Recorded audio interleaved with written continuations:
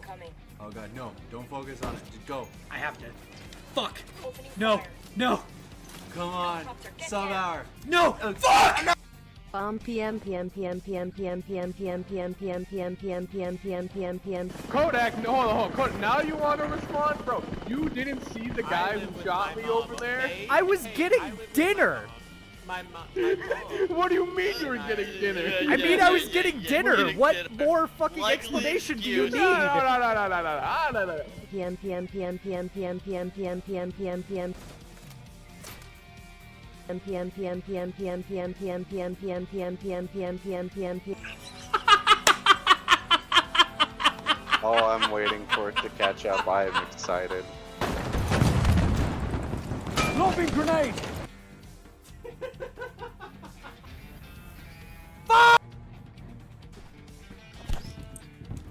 Oh, damn! In the neck. Oh, damn it!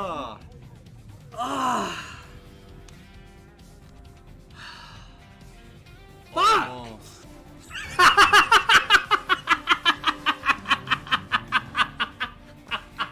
Oh no.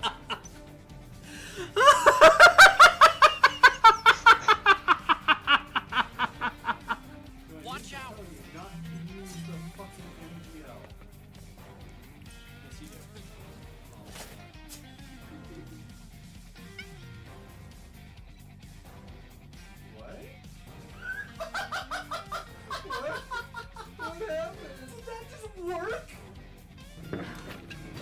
Just jump right into it. That's too bad. Oh, I missed the... Well, so apparently when you miss the cable, you're just fucked. You good, Dave? No, I'm dead. I can't hear you. But you good? No, I'm dead. What in the goddamn? You ready for the next one? I don't think you're ready for I the am. next one. I'm not, but let's do it. The sequel, Big Mother Truckers 2, Gee, I was not ready for that. Truck Me Harder. Oh,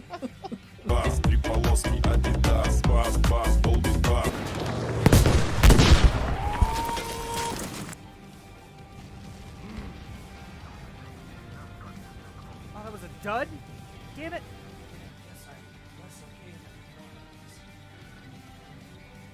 Need I remind you that I'm your host, Greg Handofferson with WBYZRN Radio. Dave.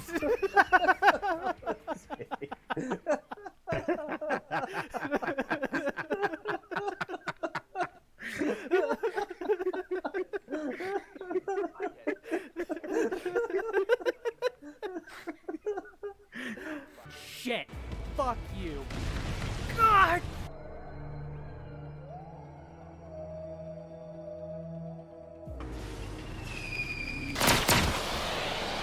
Two-way shooting gallery.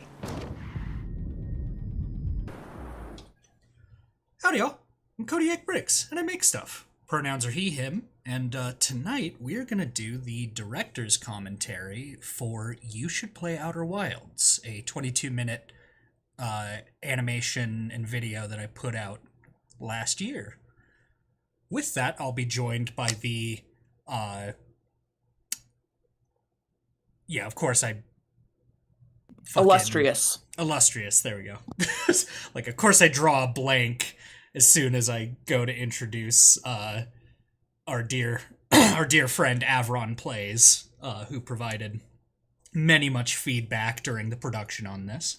many much. Indeed. And as you heard earlier, we'll also be joined by my lovely Knife. Hi.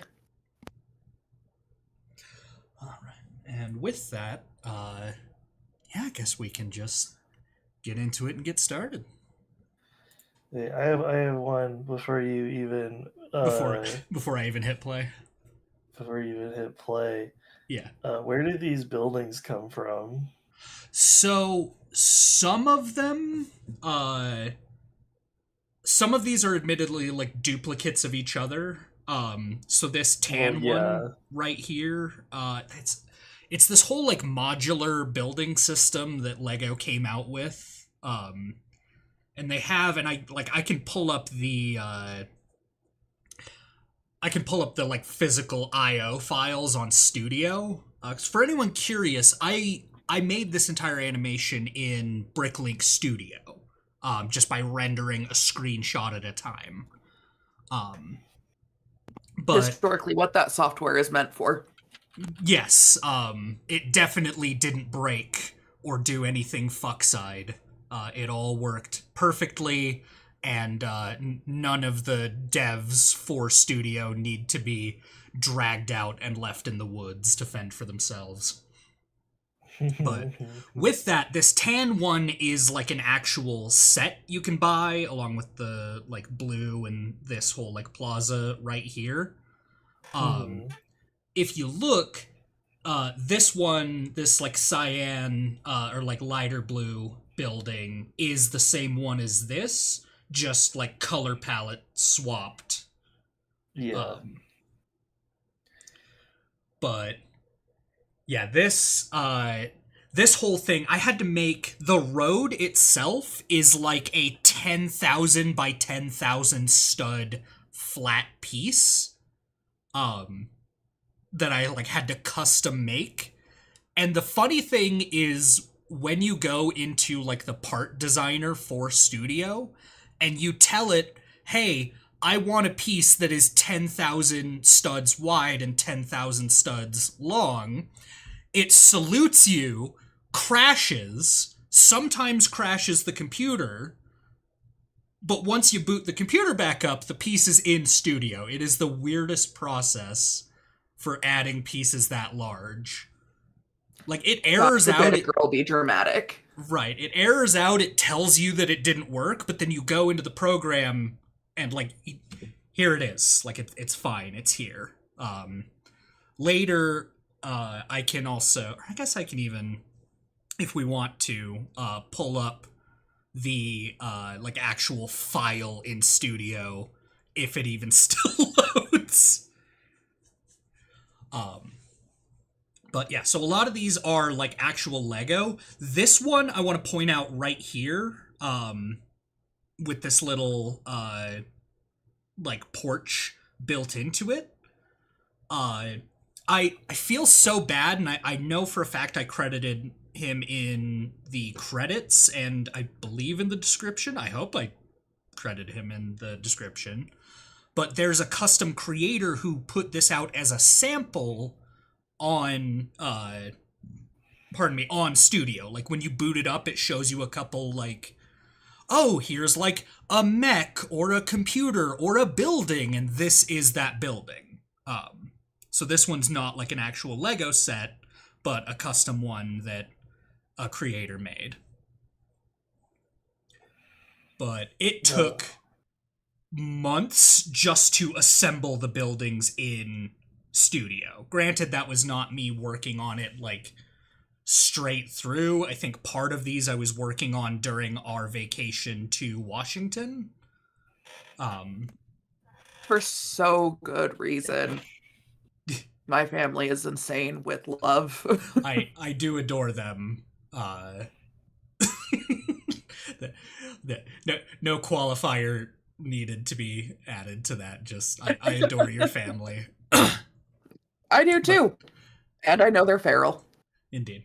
But yeah, plenty of time spent here, because when you can import all the pieces for like actual Lego sets into this program, but it doesn't come built.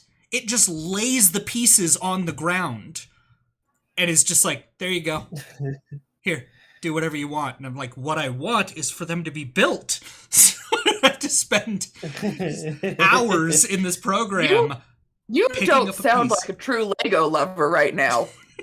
all I'm saying is if the point of Lego is to build. Yes, I guess. Ugh, fine. You're right. My point is moot. The developers don't deserve to be left out in the woods. But with that, shall we hit play? Yeah. Excellent.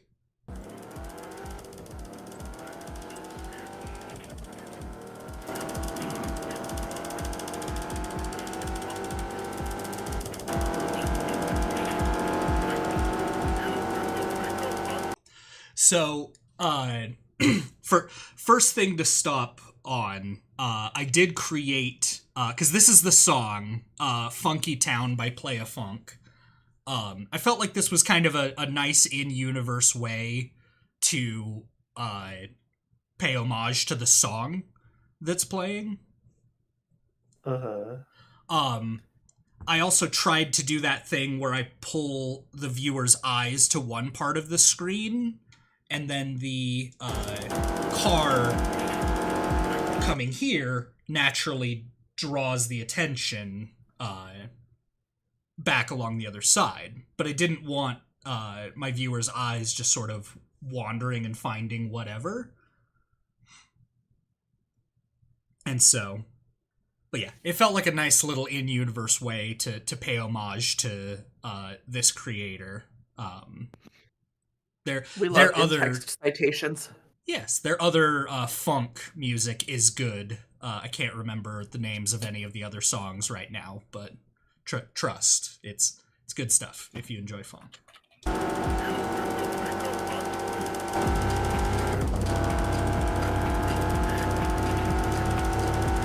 I need you to know that I might be stupid.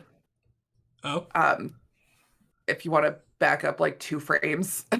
I don't know if you can.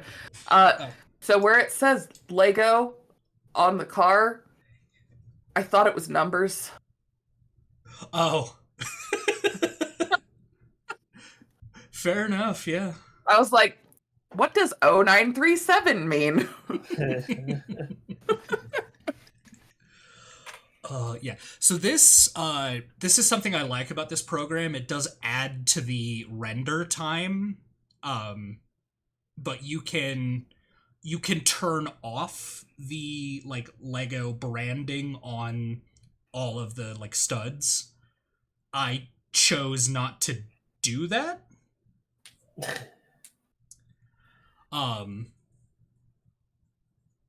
But yes, that is something that you can do should you so choose.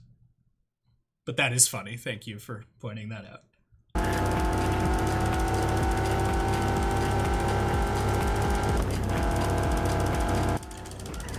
Oh, one thing I want to talk about, is you can kind of see it here. Go back. Come on, there we go. So I made a like custom license plate for this, and because I'm foolish and I thought I would finish production back in 2022 when I started working on this goddamn thing, that is why the license plate here has 22 on it, because by the time I was nearing the end of production, I was like, hang on, it's been this many years, like I can't, the car's registration is expired. But I decided to leave in Legoland. This is true. I decided to leave it in just as a nice little like Easter egg, and sort of an homage to remind myself that I sunk 2 years. Well, I say sunk as if it was lost. I gladly spent 2 years of my life working on this animation. Lovingly dedicated. Yes. I appreciate you tolerating all of my like 3 or 4 a.m. nights. There were an uncomfortable number of those.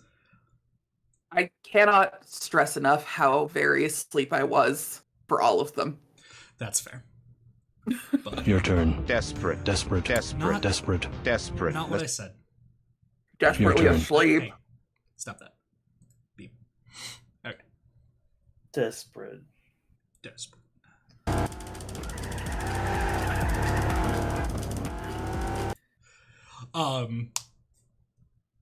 Okay, so I wanted to pause here because I had a bit of a mental breakdown that you helped me work through specifically over this scene. Because I was about to qualify that for anyone who doesn't know, which is going to be everyone other than Aaron and I approached him with this specific reference like and I can't remember exactly why I was so worked up. But Sleep deprivation. It might have been sleep deprivation. It might have been just a bit of like classic insanity. But I made this shot. I produced this whole part. I went through like animating her like bopping her head. And this is obviously the like homework radio girl, like at her window. And I worked diligently to like recreate the scene. And this one was hilarious to me because I ended up having to put this blue like mohawk cat. I can't remember from which fucking Lego series it was. But I was looking through the options for cats to have one like sitting in the window here. And my initial idea was to have the head like watching Thomas as he runs by here in a bit. And what ended up happening is the like part designer program that I mentioned broke. And so I wasn't able to like custom animate any specific pieces like beyond a certain point in the production. I think I only was able to like a couple weeks before I was supposed to release the video. And so much of this had already been done and produced. I animated this more or less chronologically. But I came to you, Aaron, because I was like, I put this reference in here. Am I no better than Doug Walker? You had to talk me off the edge with the like, what the fuck are you talking about? Like, you actually respect your audience and like, you don't have to pause the whole production to be like, do you get it? Do you get that it's homework girl? Because you pointed out that right here, it's a nice little establishing shot just to mainly show how massive the Thomas the Tank Spider model is. Because we're seeing the top of the buildings here. And that was part of... Oh, not at all what I was hoping for. Oh, donk. That was definitely what I was going for, was to show just, like, the height of this model. God damn it. His reflection in the window is haunting, and I hadn't noticed it before this watch through. Oh, yeah. Well, because you see him, like, over here to start, and part of the problem is it just happens so fast, but you also see his reflection in her, like, monitor, just from our angle. You get his face in that, like, bay window, and it's awful.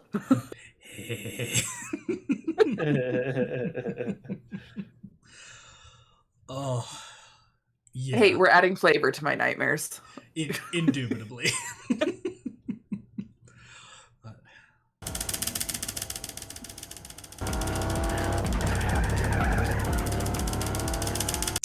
Okay, so I want to demonstrate here that I spent a not insignificant amount of time, like, wondering if I should, like, specifically study, like, spiders and how they walk, like, watching a lot of footage, so that I could make Thomas's movement look natural. As the original draft of this animation, I had, like, this sort of bounding motion, and it didn't look terrible, but it didn't fit. And in one of my 3 a.m. like delusions, I just did a little sample of this like 4-frame stomp, and you can even see, I don't know how I fucked this up, but for 3 of the like frames, his turret is like at the normal angle, but for whatever reason it dips. Like, I don't remember editing that, but it's something that like, it's not haunting because well, I guess it's haunting in watching him do his thing, but god damn it, there's so much to like pay attention to, and so much that the eye is like fighting to see, that you can really only see the turret bounce when you go frame by frame like this. But I made that little test animation, and I think I sent it to you and just about every other person that knew I was working on this, because I couldn't stop fucking laughing at just how, like, haunted and fucked up this, like, stomping animation is. I showed it to my coworkers so that they would be just as upset as I was. Indeed. But I felt like this was a good establishing as well, because we could already see, we saw the car drifting earlier. So it comes in. Okay, familiarity. What the fuck is that? Followed by a much longer circular drift, which this shot was a bitch to do. And I, like, ooh, okay. So, this ties into another shot that happens later.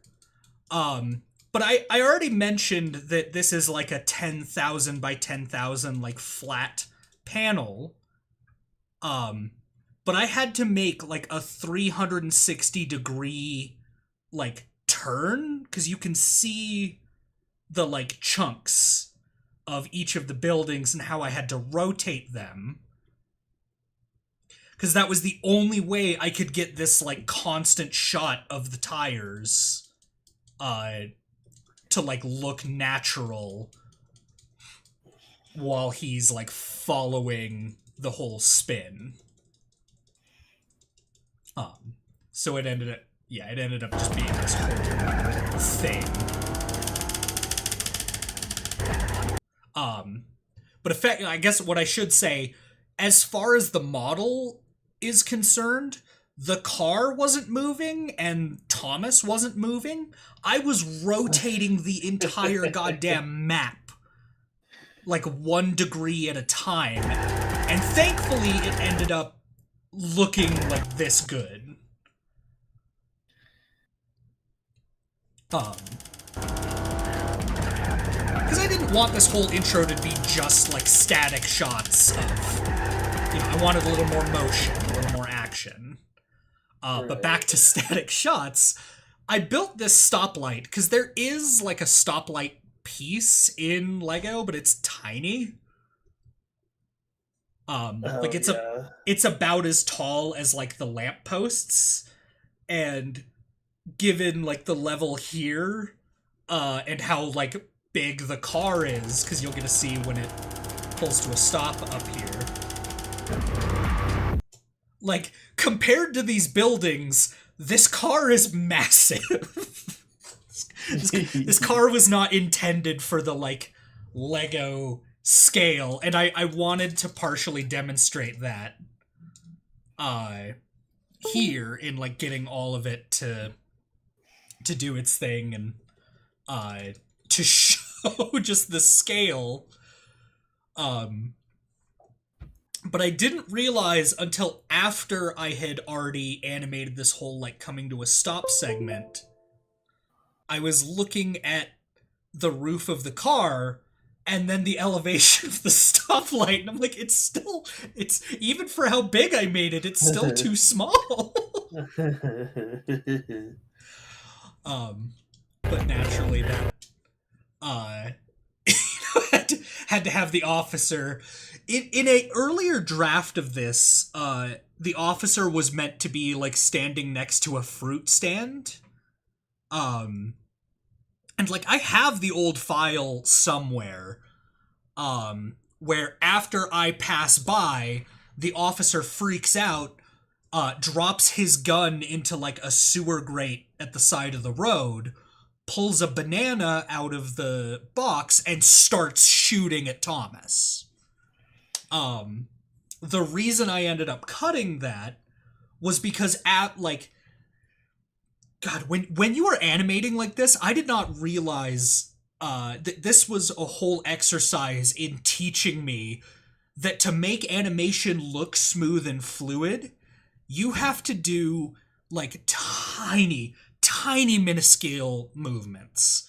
You can't like it seems like it takes forever when you're animating it, and then you get it all compiled and you hit play and it's just like zoom and it just goes. You're like, oh well, Yeah.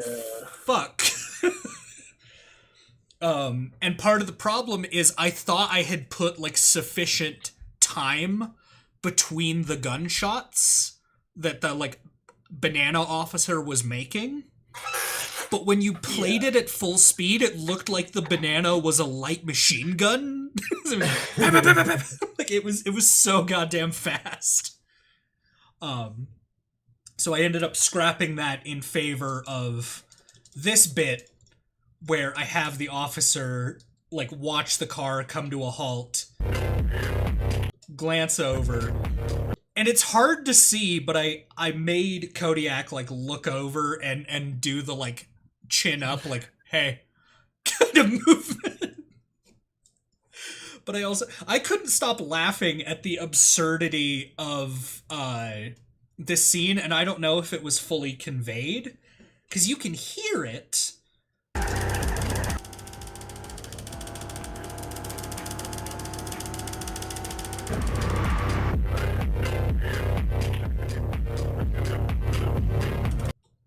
But the running, like the noise stops, and you can see, nobody had commented on this, which made me just a tidge sad.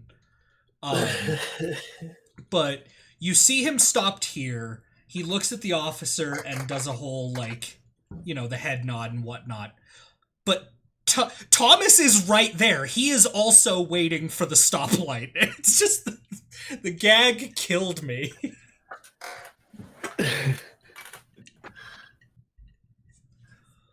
Oh. And yeah, this part was fun to work on overall.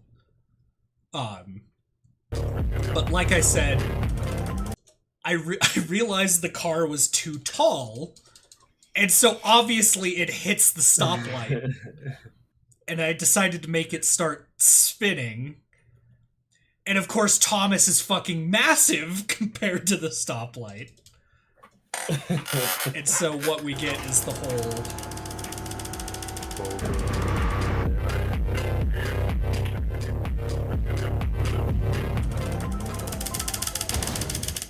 He just like slams it against the wall. So the officer, clearly disturbed by what he just saw, I had so much fun animating both the donut going back and landing and then just slowly sliding down. Also, fun little Easter egg. I did not realize that during one of the updates while I was working on this program, it broke the like stem piece for the flowers. And so there are a couple of scenes where the stems are not connected and the flowers are just floating. So, fun little bug and something I can point to if someone's like, are you sure you didn't do this in real Lego? Yes, I would have bankrupted myself had I tried to do this out of actual Lego. Because yeah, I would have been genuinely upset. Agreed. Each of these scenes was like at minimum somewhere in the neighborhood of like 10 to 25,000 pieces. Ones where we have buildings down either side of the road get closer to like 50K. I'm just like, yeah, I do not have that kind of money. I do not have that kind of free time. So yes, there were a lot of headaches. Space on my piano. Yes. Like, I'm pretty sure this would have taken up the garage at, like, barest minimum. And we do not have that kind of room in the garage. No. No, we do not. No, we do not. They grew. Ah, so Baby Yoda. This is another one where, while I was animating it, it didn't look that fast. Like, obviously he very quickly hops out. And it, like, it barely flashes by, but you see Kodiak just like, oh fuck. You know, Thomas right on the heels.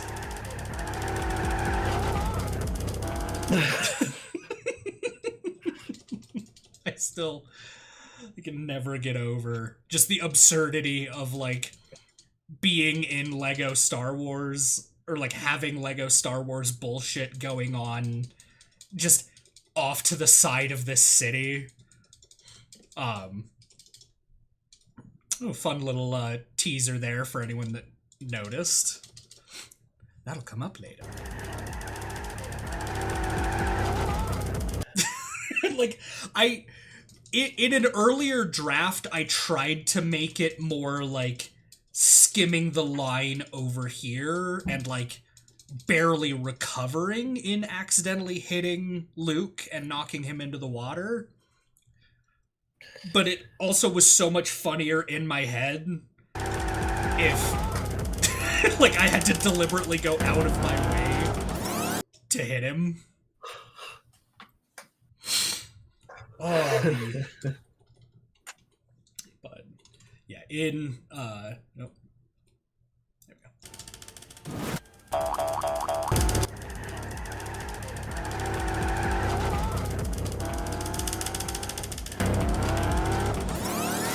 A man has fallen into the river in Lego City. Howdy. Hey, there's the giant spider running around town. I'm aware. Aware. So I recorded this conversation with my coworker Sean like 2 years before I made this. That was back in 2022 when that conversation happened. And I remember telling him, like, hey, the video's live. And he was like, I did voice acting for a video? Like, yeah, man. What video? Back in 2022. And he's like, I have no memory of this. So I showed it to him, and he's like, that's my voice. I don't remember this. God bless him. I was like, are you still... Like, I'll take the video down and re-record it if you're not cool with your voice being in there. He's like, no, it's fine. I don't remember.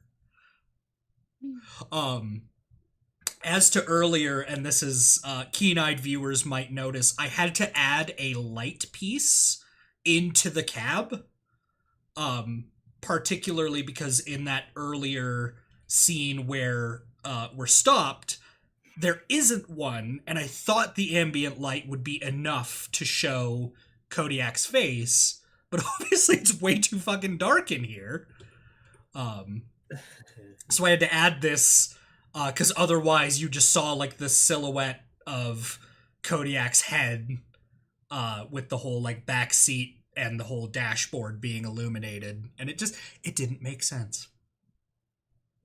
But no, we appreciate Sean and his willingness to record for this, because his delivery was spot on for what I was going for. Because the whole, like, cool thing is something he actually does, especially when a customer tells him something that is, like, inconvenient for our whole process. Is like, oh, we wanted it, the ATM shifted, like, 4 feet to the right, and he's like, cool. So I just asked him to do that for this voice acting part. A man has fallen into the river in Lego City. Howdy. Hey, there's the giant spider running around town. I'm aware. What do you mean you're aware?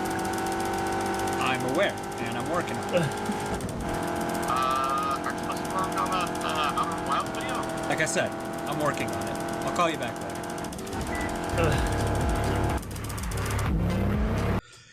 This fucking scene. This fucking scene. So, similarly, and what I wanted, what the whole idea was, and it barely fucking worked, because these pieces are supposed to be like mirror shine, right? They're supposed to be reflective. But you only get this like weird warped image of like one of his feet.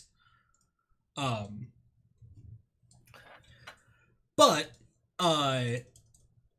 you know, I talked about the camera and the difficulty in like, if you do anything, like, God, this program, even setting it in like a static place, it doesn't want to work. Like, the zoom scale will be all over the place. It looks incredibly jittery if like anything is out of place, and the camera does not like being inside of pieces. It really does not like that. Because I tried something where I was like, I'll build a like camera piece, and like, because there's a way to like center yourself on the view of a particular piece. So I was like, hey, fuck it, I'll do that, right? I'll create a camera piece and I will center on it, and then I'll do every render from there. And even that didn't work. Even that had difficulties. So how did I do this shot where we have the camera attached to the like back portion of the car here? And I'll just let it play all the way. I'm working on it. I'll call you back later.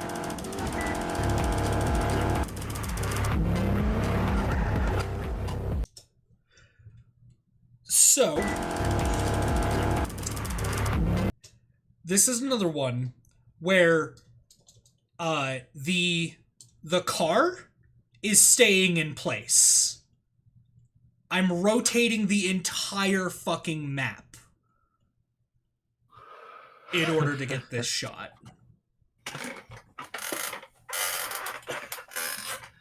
I like how spinning the entire universe is easier.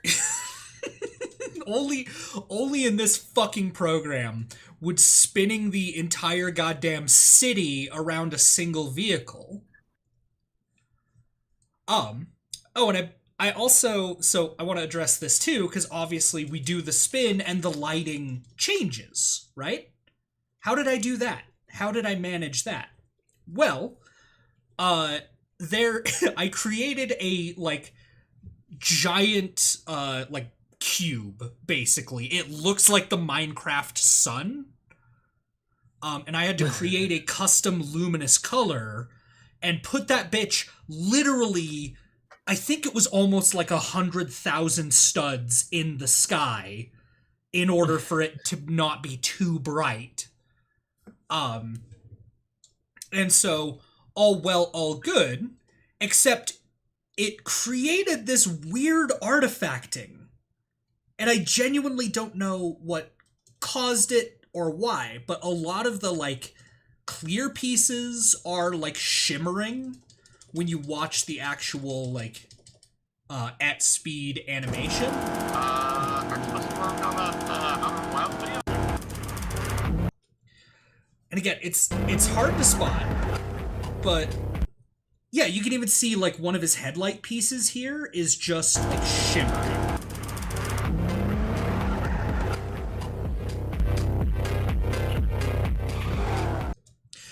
And we have our first mini kit.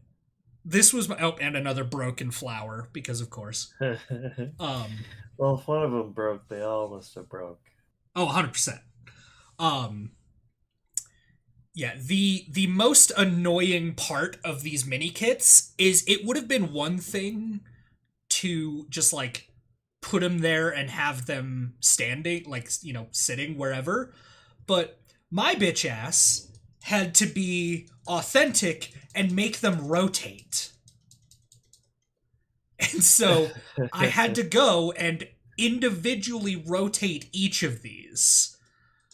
Also, to make the peel-out smoke, I used glow-in-the-dark ice cream cone pieces.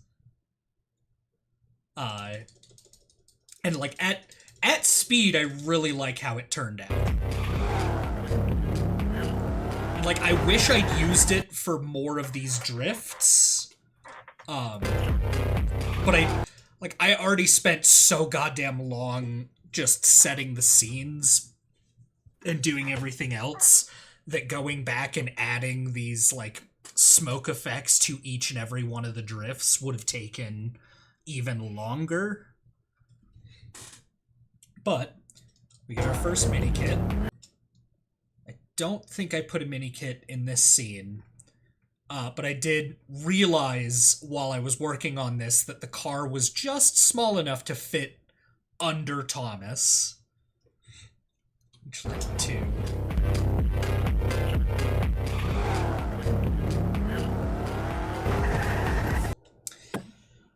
And my favorite error that I didn't realize until after I published the video, that the car is floating in this scene. I was so worried about the Pepsi Man reference back here that I wasn't paying attention to the level of the car. And so it's just fully, like, tires off the ground levitating here. It just jumped a little. Yes. I did make a full custom Pepsi Man figure.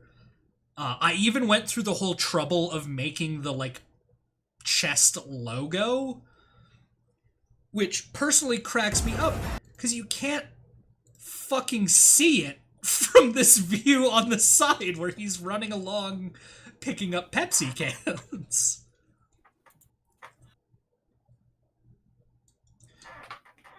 But,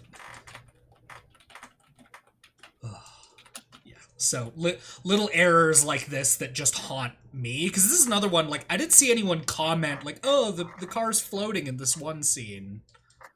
It's like, okay, either nobody noticed, because it does happen pretty fast.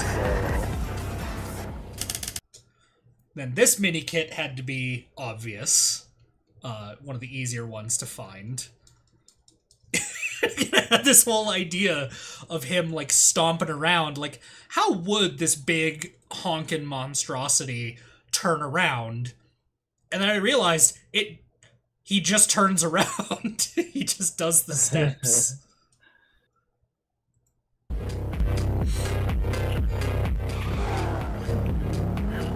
I love that it's gonna take us like an hour to watch this whole fucking thing.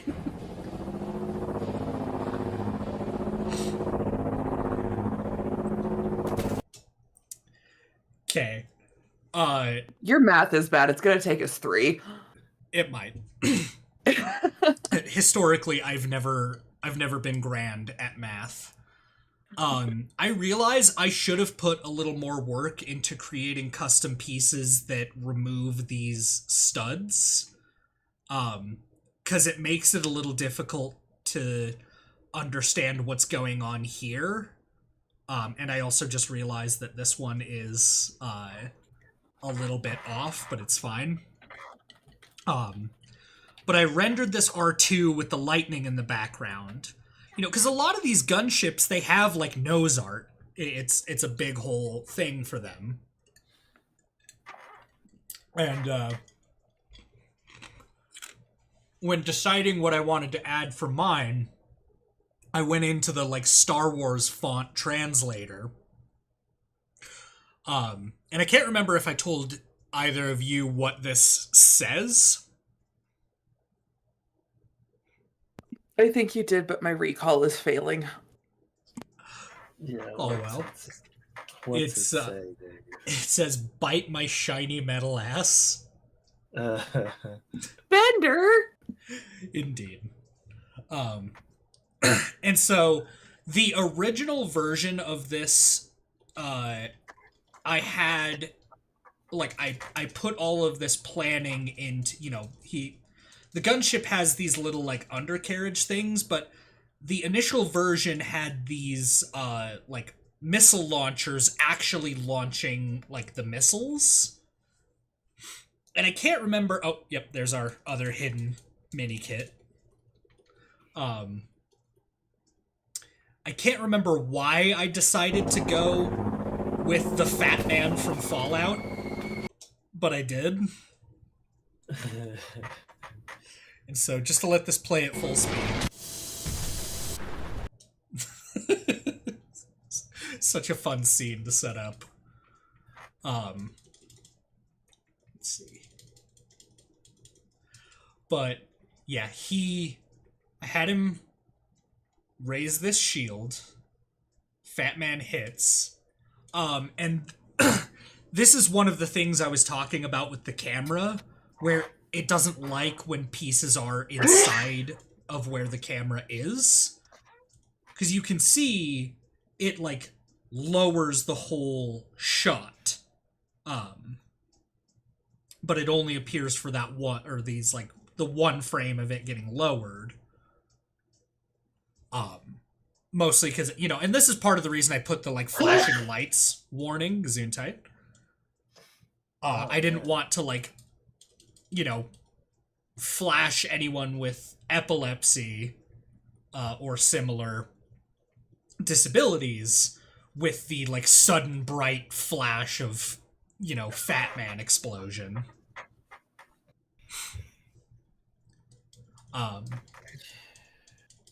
But this felt like a fun thing to establish of, like, oh, Thomas, like, his cannon isn't just for destruction. He can create, like, shields and barriers to protect himself.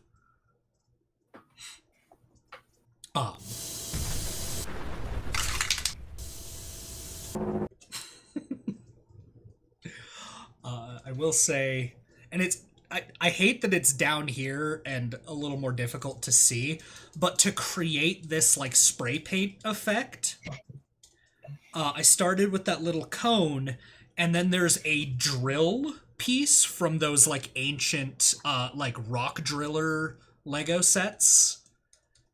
And so I had that, and I just rotated it. And that made, like, a really, really good-looking spray effect. And so I'm happy with how this turned out. Plus getting to, like, shake up the can, be, you know, not at all bothered by the mushroom cloud going on in the background. So, this was another bitch of this process, because you'll notice you can see the reflection of the buildings over here in these windows. Which means I had to leave shit that wasn't even, like, visible to the render window visible so that it would actually fucking show up in these windows, because otherwise, where I was rendering this as a, the whole sky is like a picture I took of the sky at one point. So all of these are, like, transparent PNGs that are layered on top of this image. And if you do the transparent PNG, the reflection in the windows just defaults to, like, flat white. And so the windows, like, glow if you don't put, like, reflections in the background for it to look at. It's the strangest thing. I genuinely don't know why it does that. There's our other mini kit.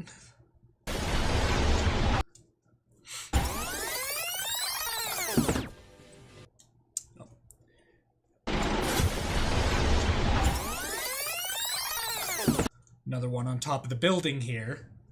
And this scene ended up going by so fast because it technically also has the mini kit, but I also had to have nice cock Kronk lean in here. For anyone watching the stream curious, cockpit. Nice cock. There he is. Buddy. the weirdest thing happened too, and it happened through this whole scene, and I don't know how I didn't notice this until after I published the video. This fucking question mark, like, error block showed up. And I genuinely don't know why. And, like, it's here through this whole segment of... And here was another one where I just wanted to do a couple different, like, samples of the, like, light. Like, he was supposed to be staying still. And I can't remember why I think I was just on such a deadline for this video that I was like, fuck it. And decided to leave it so that yeah, either people could decide that, like, the clone is trembling, or the energy from, like, Thomas's, like, charge up is so immense that it's just causing the camera to, like, wiggle. I'll just let that all play out.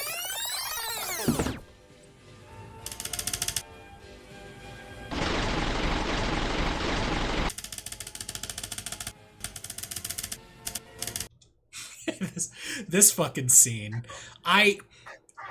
Okay. So I got 6, like, different camera angles on this. And how I did this, if I remember correctly, I set aside 6 different, like, pre-saved camera angles. And then I would, like, move the pieces, like,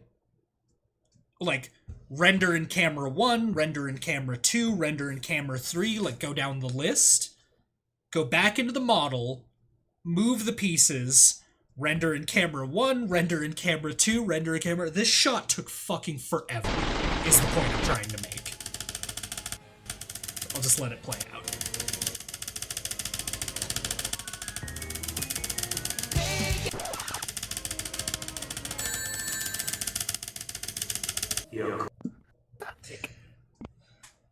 And so, for anyone curious why only some of the sound effects are happening some of the time, I did genuinely try to layer the, like, sonic music with the, like, snap cut, with the, like, Thomas moving. Oh, another mini kit. With the, like, pod music from Lethal Company to the, like, losing rings sound effect. And, like, it was audio, like, jungle. It was just garbage to sit and listen to. So I cut each of the audio pieces into the, like, individual parts of the scenes.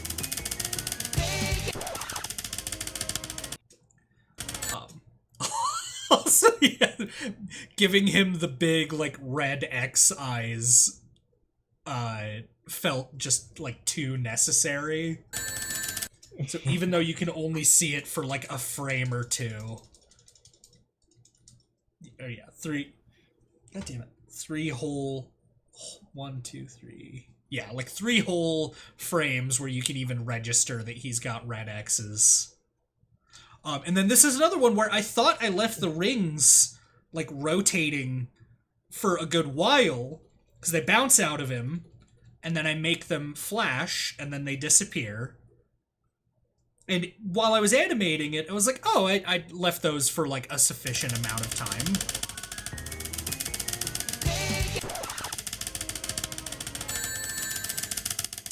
But I didn't. They're just gone. No, I think it adds to the frenetic urgency of the situation. Also fair. Okay, so I voiced Thomas, and here's the problem if I ever want to voice him again. I don't know what filters I used. Because I recorded this audio back in 2022. And, like, between then and finishing and releasing the animation, like I had to reinstall Windows at one point. I had to because the whole fucking JFIF thing happened. I moved in with my lovely spouse, and so howdy. So much got like lost in translation, and so many of I have a shocking number of notes from my time producing this, but I also lost a considerable amount. And what specific filters I used on my voice for this is one that I genuinely don't remember. So it is going to be a process if I ever do voice lines for Thomas again, if he comes back into videos. I'm just I voiced him. I did that, but I don't remember how I did that. And such is the thing. We'll just have to make the better, more scarier Thomas voice next time. It's I remember I did a reverb, I know that, and I exported the line and then reversed it. And then completely forgot to account for the audio delay on that. And so that's why you can hear the backwards speaking behind everything he says. For anyone wanting to decode that, I literally just reversed whichever line he was using. So "you're cornered" is just reversed behind what he's saying. You're cornered. I'm aware. There is no escape for you now. I am as eternal and inevitable as death itself. You gave me form, terrible and beautiful as the sunrise. You made me father. And now it's time for us to become one. I think if I could change, if I could go back and change at least one thing, I would reduce the, corruption on the font. Because it felt good at the time, but looking back on it, it's almost illegible.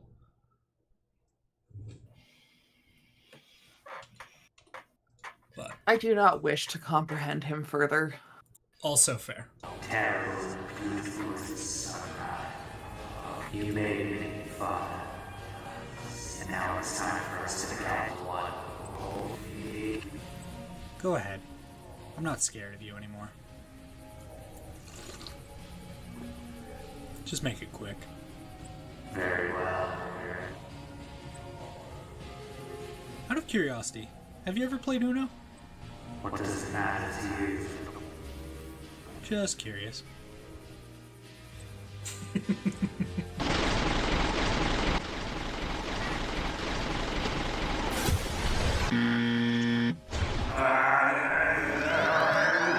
Also the flashing lights for this.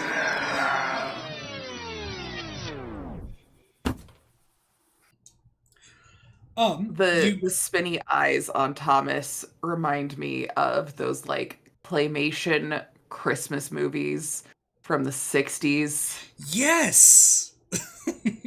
I know the studio you're talking about. I can't remember what they're called. But you know the vibe I'm talking about. Absolutely.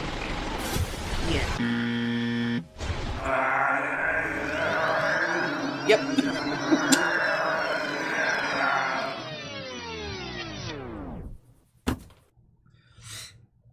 So, this was a fun one, and I can't remember...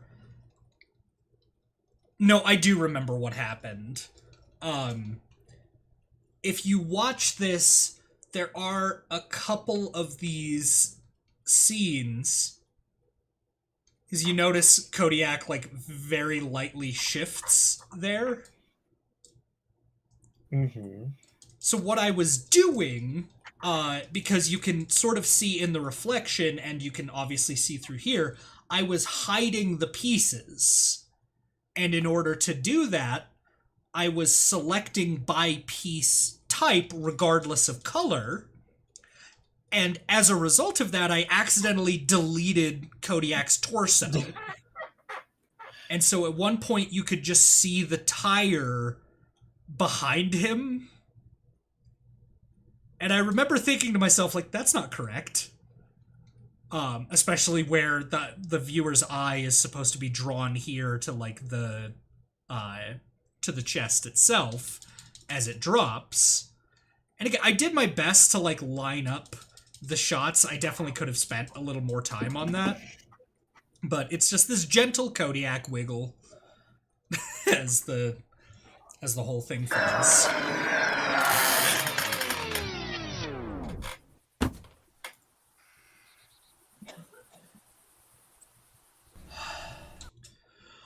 My favorite Sammy Easter egg continues to snooze. Oh, Sammy boy. So obviously I put a mini kit here, but I had to add my favorite Yelly boy Licorice. And then more subtle than I would have liked, I did also put Garlic, my other cat, or our other cat, over here. But she's hiding. So Licorice far more pronounced. Tiny. She's so small. Did you include his air tag? Yeah. Or is that his chest fluff? I wasn't sure. Yeah, because I put his handkerchief on, and the air tag is part of his handkerchief, so I left it there. I love that. Physical evidence of my overwhelming anxiety. Indeed. Also, it felt so fun. Yeah. One of the things that I have like I've struggled with staying consistent on is the way that Kodiak like closes his eyes or blinks. Because for different animations, I've used different methods.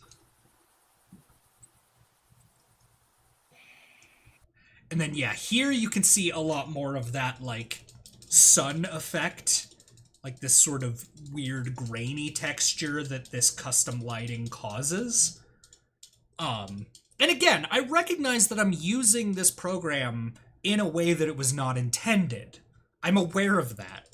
But it's still wonky that it decides to just do the lighting in this like random grainy way.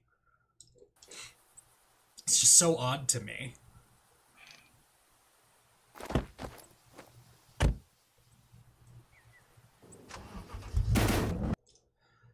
Our other obvious mini kit. Last one right here.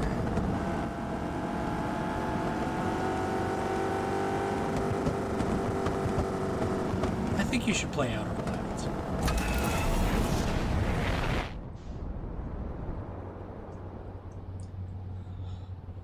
I like how the car just yeets itself into space. No explanation, no rockets, just... Oh, it does. It may be a little harder to see, but yeah, they kick off and then the rocket... You're right. I also recognize that with the, like, orange background, it may be, like, a little harder to see that. Like, no visible sign, like, other than the exhaust. Right. That it's about to do that. That the absurdity of, like, a Sunset Drive. Which I love how I did this effect, by the way, of, like, the silhouette and getting the different things to go. Because this whole, like, background here is a picture of a sunset that I imported into Studio, and I discovered that they have, like, a mosaic feature that lets you convert pictures into, like, pieces and make, like, buildable pictures. There's a whole, like, program to do that.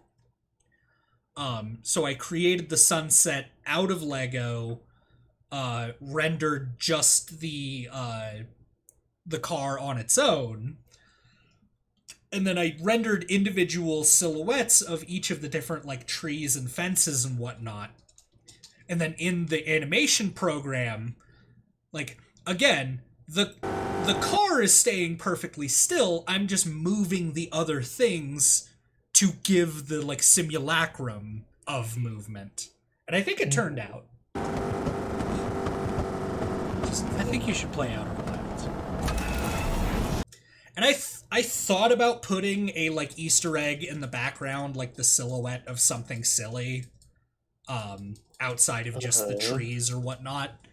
But I also recognize that the juxtaposition in like, you know, all of the silliness is over, it's out of the way, let's get into the like video proper. With my like sober delivery, and this being the thumbnail that I ended up going with. Because I thought about using Thomas as the thumbnail, and that felt disingenuous. It felt like deceptive. Because anyone who wants to see shit with Thomas, like, you know, there are... I have other videos for that. I have other venues for that. But anyone who is here for Outer Wilds, right, who is excited to see, like, a fan animation, they may have, like, a bad taste put in their mouth if the thumbnail is this, is Thomas the Tank Spider.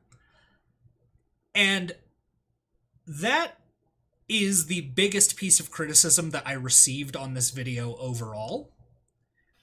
Is that this first 4-minute, like, animated intro has nothing to do with Outer Wilds. And I concede that, yeah, outside of mentioning it in the phone call, I'm sure there are people who started watching what they thought was going to be an animation about Outer Wilds and saw this, like, weird Lego city with a bear driving a car, and they went like, well, this isn't Outer Wilds, and they clicked off the video. That's fine. They are not my audience. If the stuff I make is not appealing to them, then so be it.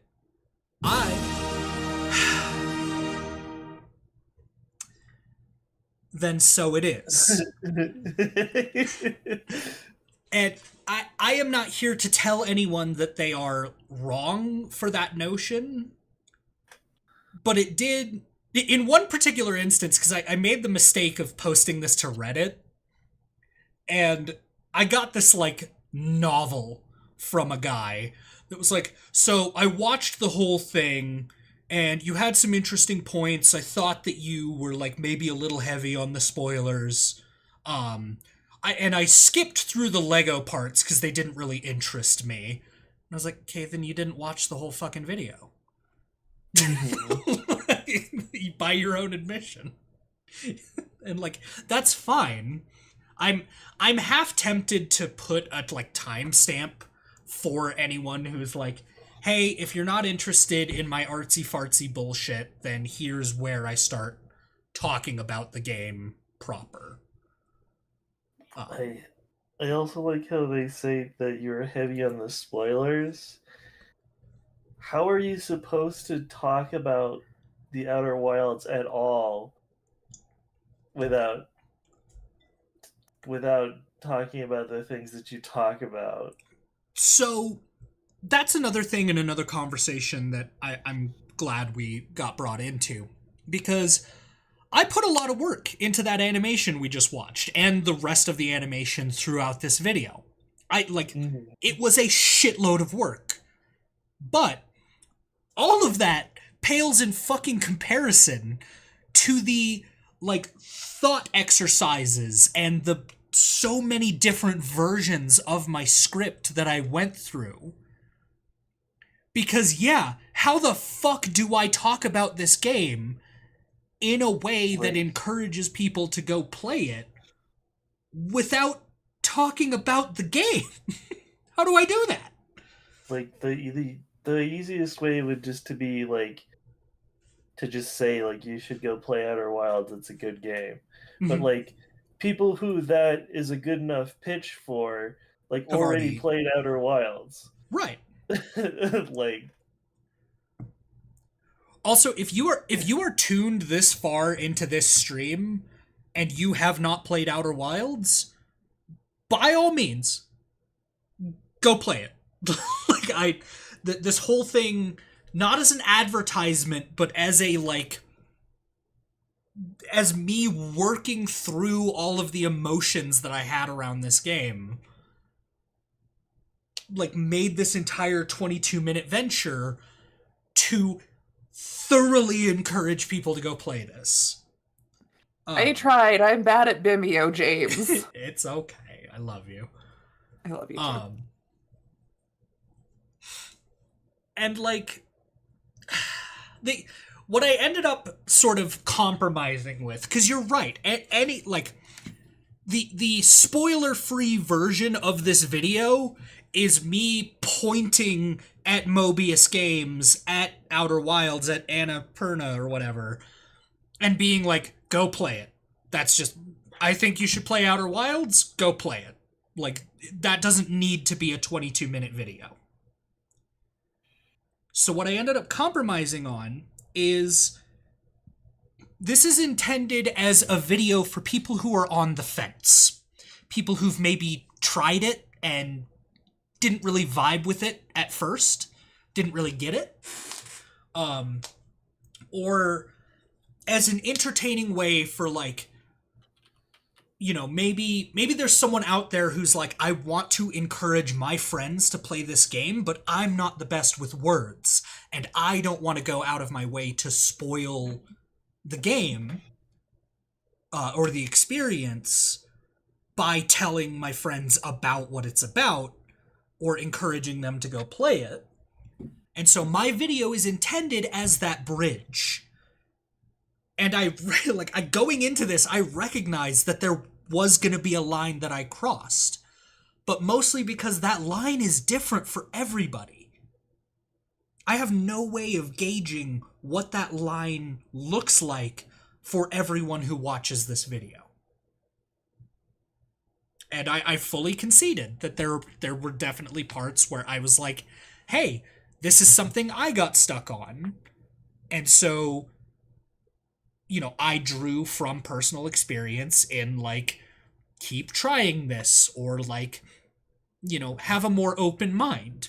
Because I had this whole notion in my first playthrough about removing the seed on Timberhearth. And, like, I spent like an hour trying to, like, convince someone to come chop it up. Because that's what the guy said. Only to much later in the game be like, wait, no. Like, even if they took an axe to it, like, it's not gonna help.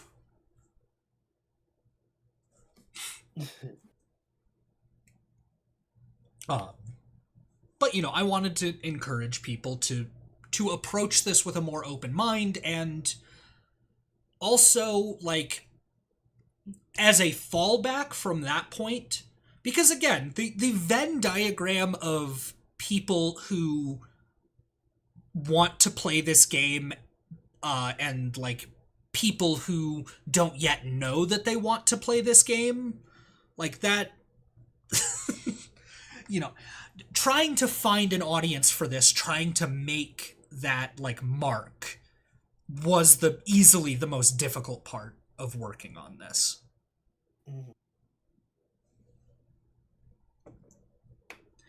And yeah, I concede that moving forward into the rest of the director's commentary on this, if you have not played Outer Wilds, please go do so. If you have no desire to go play Outer Wilds, I highly suggest you reconsider. But with that, let's continue.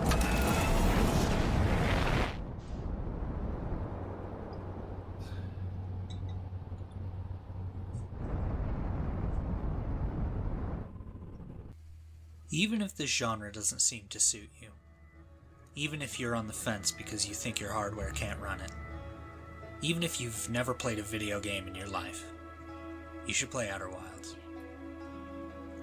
Understand that I have no monetary attachment to the developers, or for that matter, anyone, regarding what I'm about to say.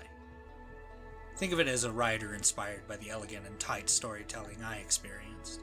So naturally, I'll be singing my praises as someone who went in blind with no expectations. It's a difficult game to talk about without spoilers, so understand that I'll do everything I can to cover the bases without giving too much away. Again, I remind that this game is best experienced blind. There's absolutely no offense taken in pausing this video, playing the game, and either coming back once you're ready, or even never finishing it. I stand to gain nothing on the views of this video, other than potentially helping some people off the fence when it comes to this game. If you're here for the animation, then howdy, welcome, sit back and enjoy the show, as this may be the last time I do something like this. Who knows? Life is short. With those... This was not the last time I did something like this. I am a fool, and I enjoy pain.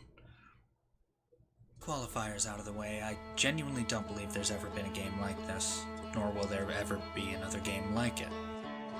In the rather dog-eat-dog video game environment we find ourselves in today, it's fairly understandable that most of the people who I bring this game up to have never even heard of it. Between the Calls of Duties and the crossings of animals, there's a lot of media fighting for your attention at any given time. I myself did confuse this with Obsidian's Outer Worlds more than a few times.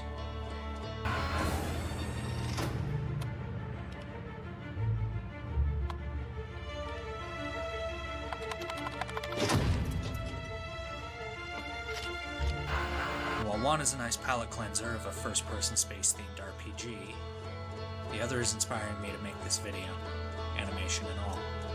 Hell, even I'd waited a fair while before picking up Outer Wilds and playing it over multiple live streams.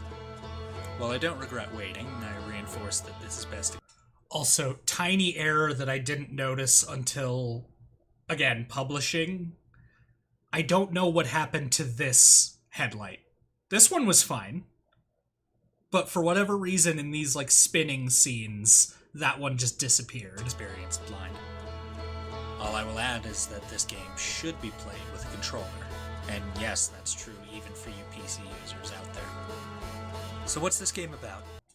That was another piece of feedback I got from people that was like, you don't have to play this on a controller. I'm like, the game starts with a thing where the developers tell you to play on a fucking controller. You still don't have to. Sure. Like, I could only imagine trying to make some of those landings on a mouse and keyboard. It's like we were watching Spencer play back when he, like, was playing it. I remember, like, partway through, I was like, wait a fuck, are you on a keyboard? No wonder you're flubbing these landings, man. Like, you can't WASD into a gentle landing. But, alas. How does the story go, and how many points do you need to win? To state the obvious, you don't win. At least not like in other games. Nice car. And that joke is the only reason I did not share this video with my family.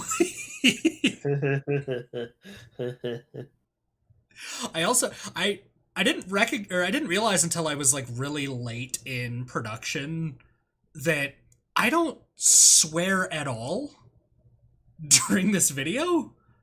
And, like, that is the only one that I include.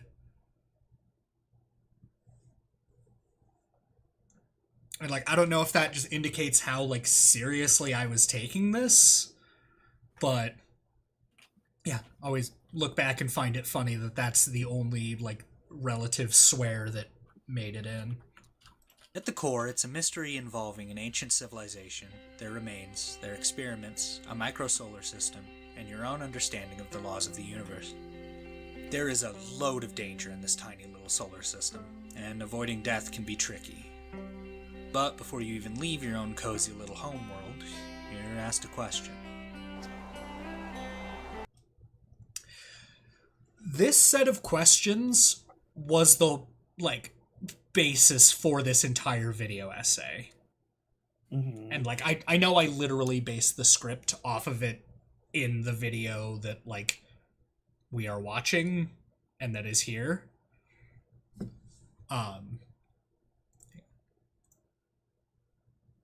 Okay, cool. Just checking to make sure I didn't do another Fashion Police Squad and forget to go live. Can you put your hands up, please? Yeah. But this whole, like, these questions right here, like, were the foundation for this entire video essay. The whole reason that I started, like, even wanting to produce this, and sort of what I focused in on as the illusion of choice. You know, and we'll get into that as the video goes. And well, yeah. This is the first trick the game plays on you. This question seems simple, almost innocuous. However, what it's really doing is giving you the illusion of choice. Stay with me, I'll explain. In the choices it offers, it doesn't actually matter what you pick. You can tell them any of these. It doesn't matter because you'll end up doing all of them. You'll study and learn more about the ancient ruins dotting the planets. You'll form theories and hypotheses on the puzzles and elements. You'll dive deeper into your own people's history. You'll fly through precarious environments and may need to stop more than once to fix up your little ship. Quick tip, you can fly even while wearing your spacesuit. And while you're doing that, you'll see the wonders and flaws of the universe around you. You might even, given time, figure out what you need to do. This is the second trick the game plays. You are never expressly told what to do. There's a short tutorial series showing the basic controls, but they're integrated in a relatively diegetic way. You can place your own markers to assist in landing on the planets, however, exploration is left to you. The developers trust you.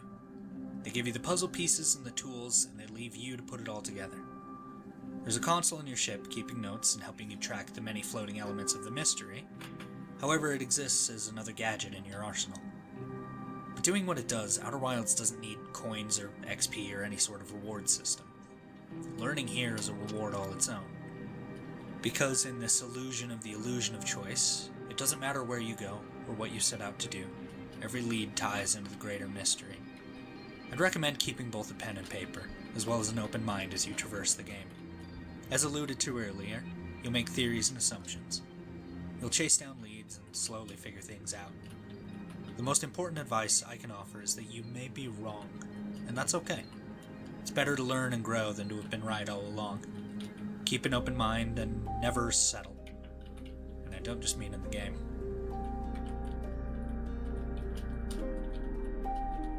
So which planet do you visit first, and how are you going to get there? Here's your trusty little ship.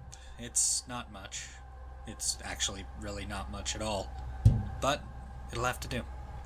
The controls can be a bit tricky for someone who's never flown before, but worry not, you'll get a lot of practice. Think of it less like a rocket ship and more like a helicopter with extra wood paneling on the exterior. And don't forget the duct tape. As for adventuring and getting started, let's start in and move out. There's the sun, which I'm told is rather hot. Landing there might be tricky, though the observant among you might notice something precariously orbiting ever closer to the surface. There's these twin planets, spinning round and round in their macabre ballet. One of sand, one of rock. Something here makes me think of time, or its measure. There's home, of course, with its geysers and friendly faces. With marshmallows and campfires between the old bark. It may be worth staying here, even if just for a bit.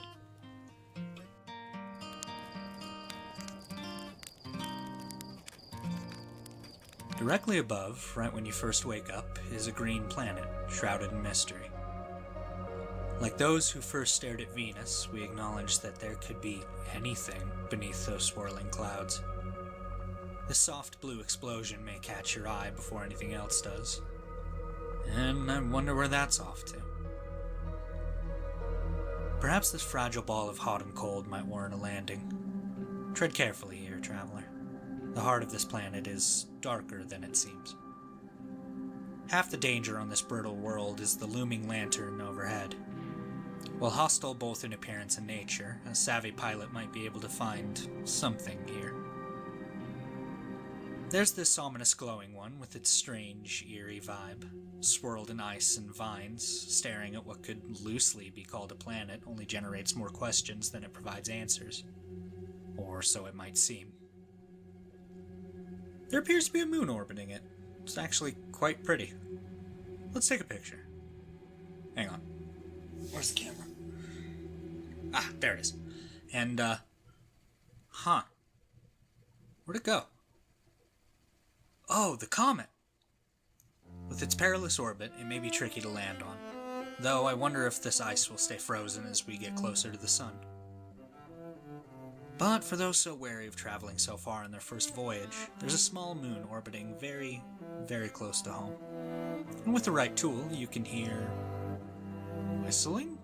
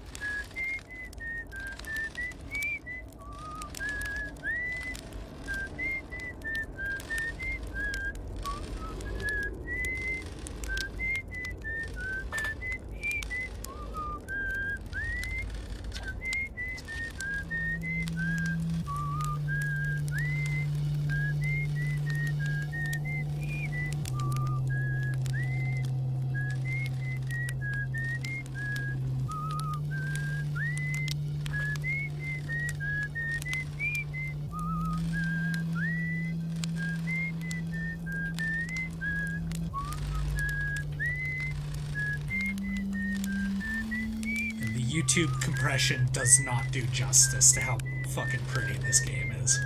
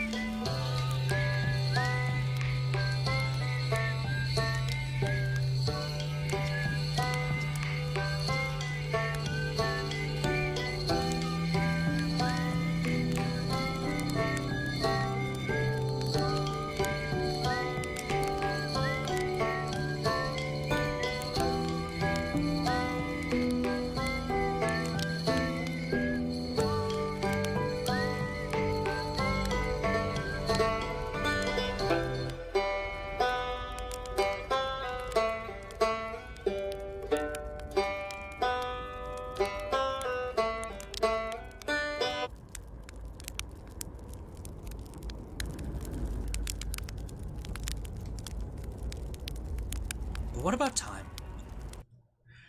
So, this is another instance in the animation where I fucked up. And I did not anticipate how quickly, like, because it seemed so slow when I was animating it, but you just have to watch Rybek's legs here as he sees himself out. Shouldn't the game punish you for wasting time? When I was doing it, it didn't seem that bad. I was like, oh yeah, he's just like, he's taking the steps, and, you know, making his way downtown, and then you actually watch it, and he's just like, But what about time? Shouldn't the game punish you for wasting time? What of all that talk? just like scurries He's out walking of there. fast. Faces And we pass. arrive at He's the third homebound. trick this game plays. Time. A lazier writer might compare the experience offered here directly to the movie Groundhog Day. While not an entirely inappropriate comparison, I believe it's a reductive example that entirely misses the meaning of both the game and the movie. One you watch, seeing the character make choices and go through a similar day over and over. Here, you are the character. You are in control. And only you can decide what happens next. Only you can see what you need to see, read what you need to read, and not burn another marshmallow. Ah!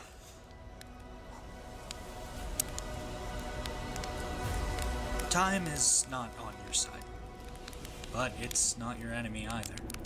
It harbors no malevolence. It takes no sides. It has no concept of good and evil. Truth be told, time does not care. It just moves. It would take an immense amount of force to stop it, an even greater force to turn it back. Something on the order of magnitude of, I don't know, a supernova.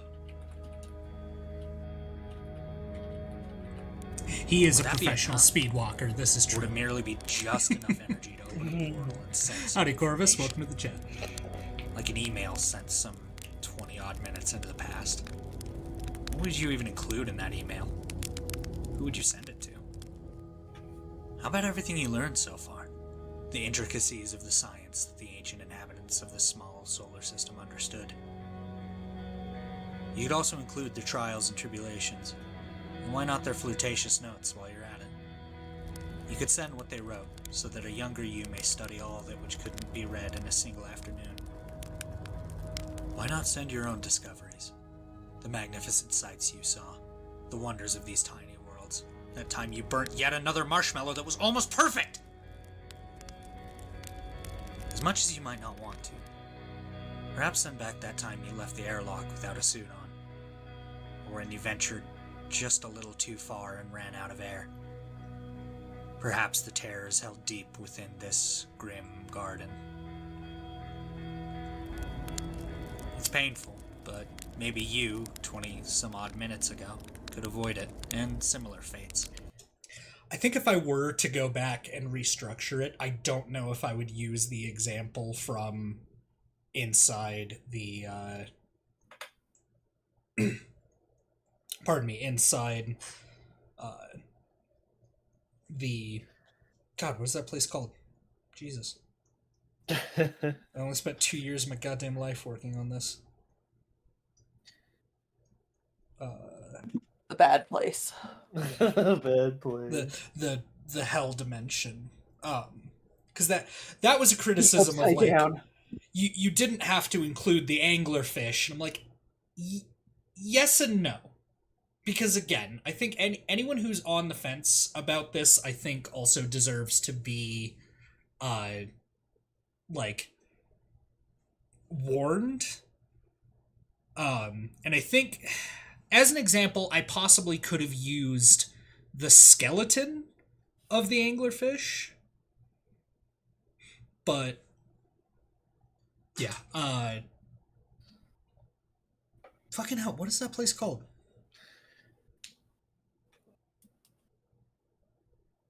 The Bramble. Bramble, You could yes, learn thank what you. it is you need to do. You could also include that perfect marshmallow. And how long it took you to get it just right. Maybe leave out the dozens burnt to a crisp. So I wrote that line fully with the intention that I was gonna have Kodiak shift his gaze over at a like pile of burnt marshmallow studs. And I was so close to being done with it that I ended up just leaving it as the line, and like trusting my audience to get the joke with me already burning 2 marshmallows before. Ultimately, it Doesn't matter how long it took you, because time is not on your side. But it's not against you either.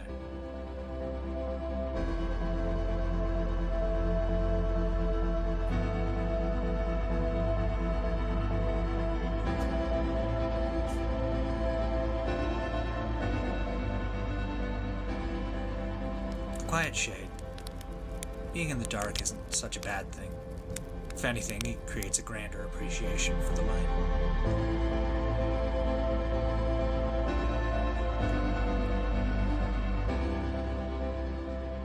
Cross old bark.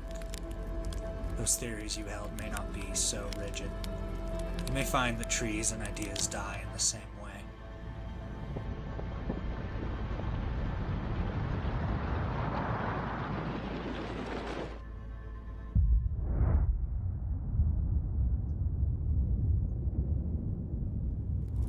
In the ancient glade, don't dismiss what those who came before you learned.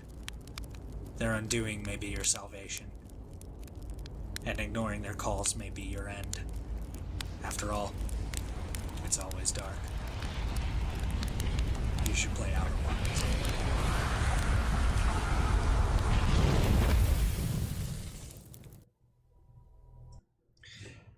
So, just to quickly touch on it, go back. There we go.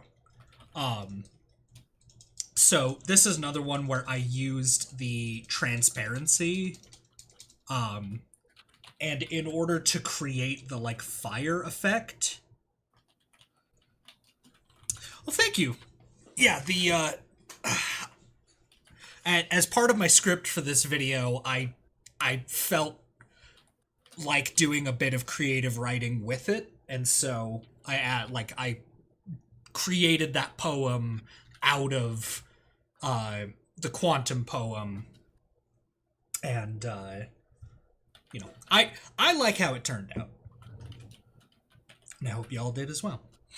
But for this scene, to get the, like, fire effect, because obviously Kodiak isn't sitting here in the game, I had this, like, block of illuminated bricks, and I rendered just dozens of screenshots spinning the, like, block with all the different colors, and it created exactly the effect I was going for with this kind of, like, warping of the light. And you can kind of see it here because I had to go into the game and just crouch down by the fire. But as you die in the supernova, your guy stands up. So you can see the background rays here. And the only reason I didn't do anything about it is mostly because I realized with making the, like, sharp blue pieces, like, come in and illuminate this lower section, that it was all just going to happen too fast for the eye to process that he had stood up. It's always dark. Because if we watch it at actual speed, you should play Outer Wilds.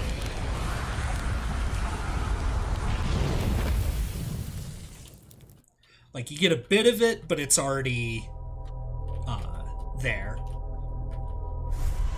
And then, of course, I had to export the entire video up to that point, make it play in reverse, including the whole intro animation, which we get snippets of here.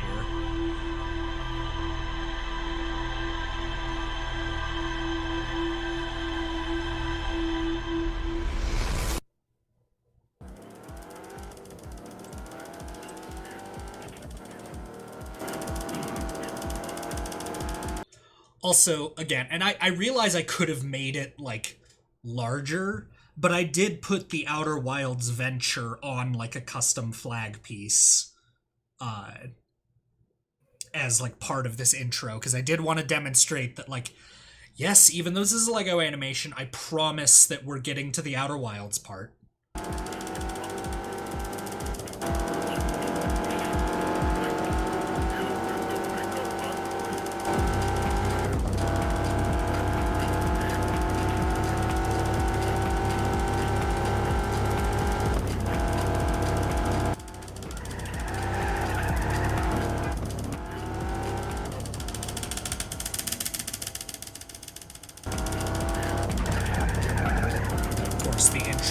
plays how it initially did up until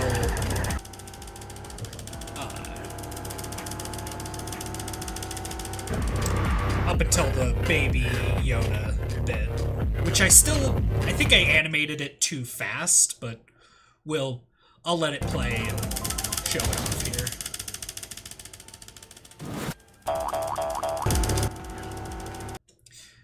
So, again, I did not leave myself enough time to show, but in the earlier version, like, I shot my eyebrows up and the or, you know, made Kodiak's eyebrows raise. In this one, I, like, had him close his eyes and sort of, like, lift his head, which led to Yoda doing the Force. So we fly... Again, we fly over Baby Yoda, and then he shits.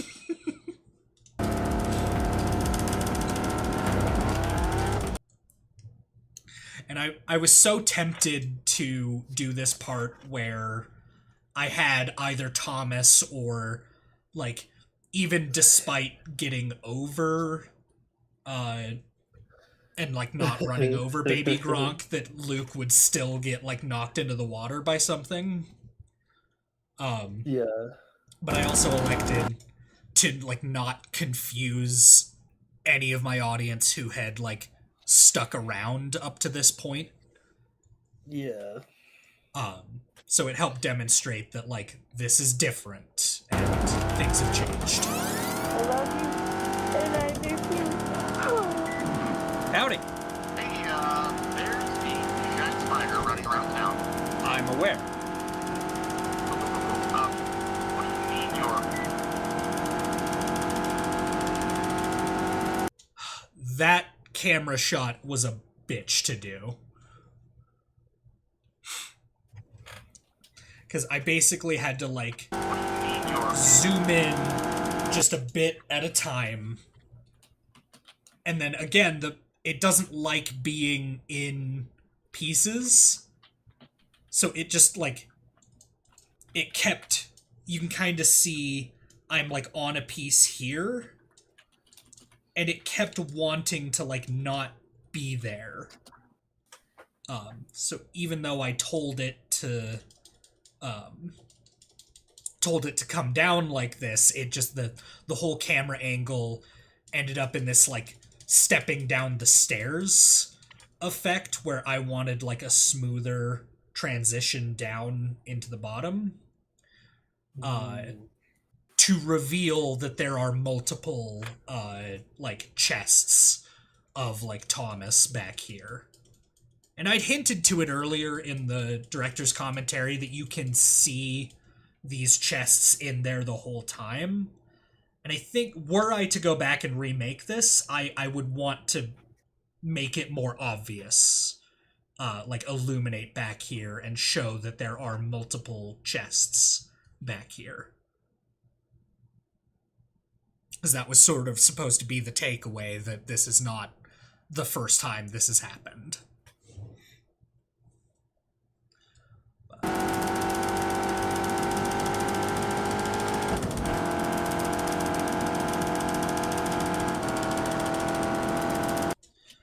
Then, yeah, obviously needed Outer Wilds to make the game happen, but yeah, I don't even use OpenOffice anymore. It broke so goddamn hard.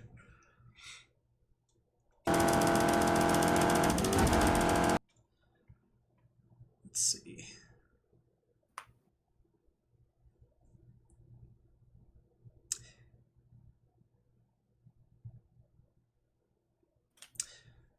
Oh man, maybe I didn't. I feel bad. Maybe I didn't credit that one creator of the custom building. Should go back and let's check the description, see how, like, honest I was with this. 1 year ago today. Oh, I like how music is just crossed out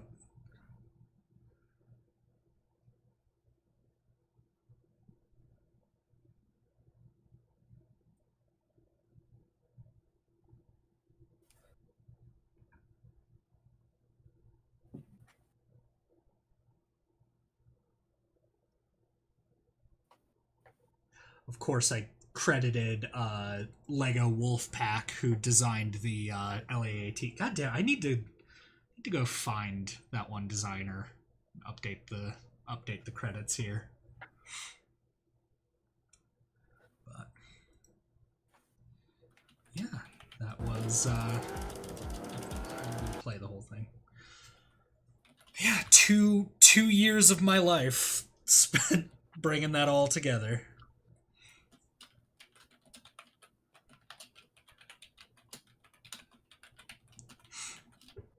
And it was grand as well because I did like I spent at least a couple weeks in the like lead up to this making a separate teaser animation.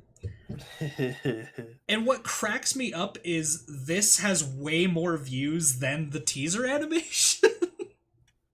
Yeah. So this got over 4,000, which I could never have anticipated that it would get that many views. I'm pretty sure the last time I looked at it, let's see.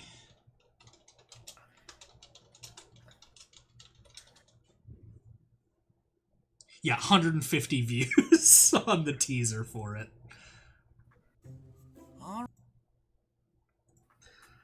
There is one part I'm gonna have to skip because I don't want the stream to get copyright claimed. Not that it's monetized, I just don't want to deal with the headache. Right, almost done with spring cleaning. Let's see what's left. Dishes, laundry, find out what the giant power switch does, clean the car, and clean the gunship. Wait a minute. I don't have any laundry. Okay. Yep. Sexy clone. He poses. I realize it's his laundry. Oh, it's your laundry. Okay, let's get started.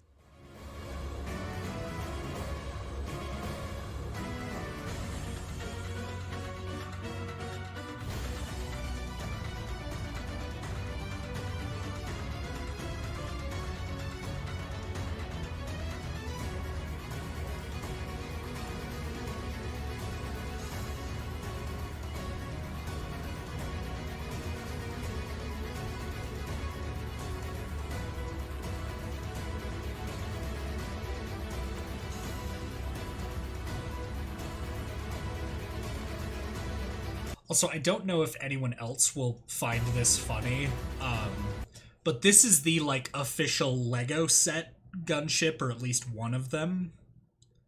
And this had been the one I was using for a while up until the point where I swapped it out for the new one. And I don't know if anyone else finds this funny, but very deliberately... Like, you know, they clean it, it does all the suds, and then it's the new Lego Wolfpack version? Like, it's just an entirely different model. Alright. Can we do, like, a frame by frame? Of the... Yeah, there's what it looks like. Yeah. So you can see, like, a lot chunkier on the doors. It's, like, the side panels. This whole thing sealed up. It's these two identical canopies. There's this whole, like, the quote-unquote play feature where you can flick these little sticks to, like, launch the, like, ball turrets on the wings are huge. And then we get to see... his version, which is much more to scale. Yeah. The turrets are, like, much more sized. The doors are actually, like, hinged and, like, brick sides, so it's a lot smoother. The cockpits, like, they're different types of windows between the two. Nice cock. I guess I did. I did say the area where the pilot sits. But yeah, and then Alright. That about done. This fucking question mark brick showing up again. I genuinely do not know what is causing this. And it is also like it's subtle enough that I genuinely didn't notice it until after I'd published this video. Does it? Only thing left is... Huh. Yeah, and they start adding the effect here, or the bite my shiny metal ass livery. Do you know what this giant switch does? I mean, it's huge. It must be taking up so much power. Well, only one way to find out. There's a padlock? How many digits? 4? Okay. 1, 2, 3, 4? No? 6969? Nice. Alright, let it rip. Huh? Kodiak Bricks. Yes, you. The one reading this. Under no circumstances, for no reason, and for absolutely no amount of money, should the switch be turned off. I've padlocked it and left this. I have a thing where, like, too much information is written on, like, a tiny format. Mm-hmm. It's just a gag that gets me endlessly. I did also use that same gag in the H Bomber Guy video. Where I tell you that he signed my cast, and then you're just sitting there reading for like 2 minutes. Shit that so much wording to put on a cast. Yeah, the idea that a sticky note just has this like novel on it is so funny to me. No, to never turn this off. Signed. It does if you're not a coward.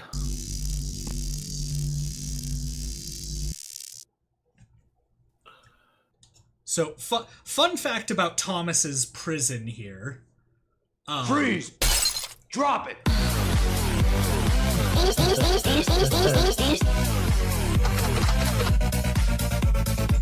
Anyway, so fun fact about this setting.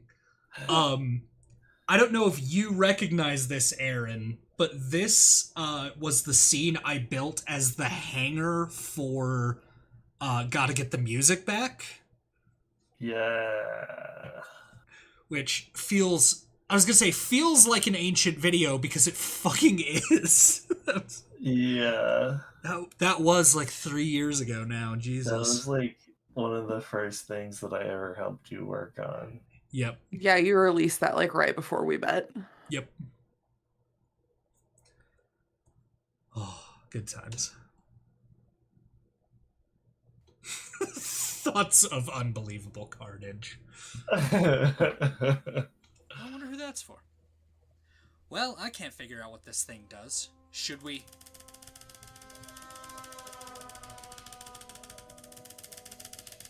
I have remembered what this thing does. Okay, it's not too late. Turn it back on and we should be good. Alright, plan B. Run.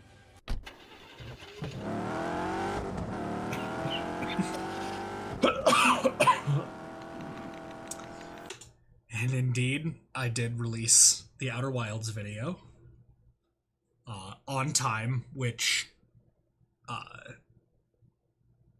there was a while where I was working on it where I genuinely wasn't sure. I wasn't sure if I was gonna be able to finish it.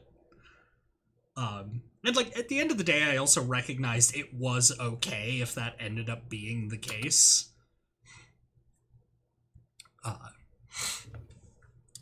But that said, should we pull up the Gotta Get the Music Back? Because I have not watched that one in a hot minute. Yeah. Let's do it. Hey, Sammy. It's Sammy. Go back to sleep. He's fighting the sleep. He's so hard. Oh, so sleepy. Okay. Oh yeah, this was back before I used rubber parts. Because you can see that it's all shiny. Howdy, I'm Kodiak Bricks, and I make stuff. Today, I'd like to talk about Lepin, specifically the... Alright. So, you brought this up to me, Aaron, but this is a joke that I had not fully developed. Yeah. And I definitely could have given it a little more time.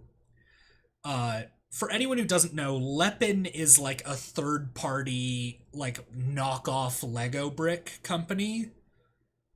And they are notorious for stealing creators' designs and selling them for money. It's an incredibly scummy franchise that they run. And so the idea is that I have one of the executives of Lepin, allegedly, here. And there's supposed to be, like, the suspenseful music, as I'm about to get into. Alright, hang on. Where's the music? There's supposed to be a suspenseful intro here.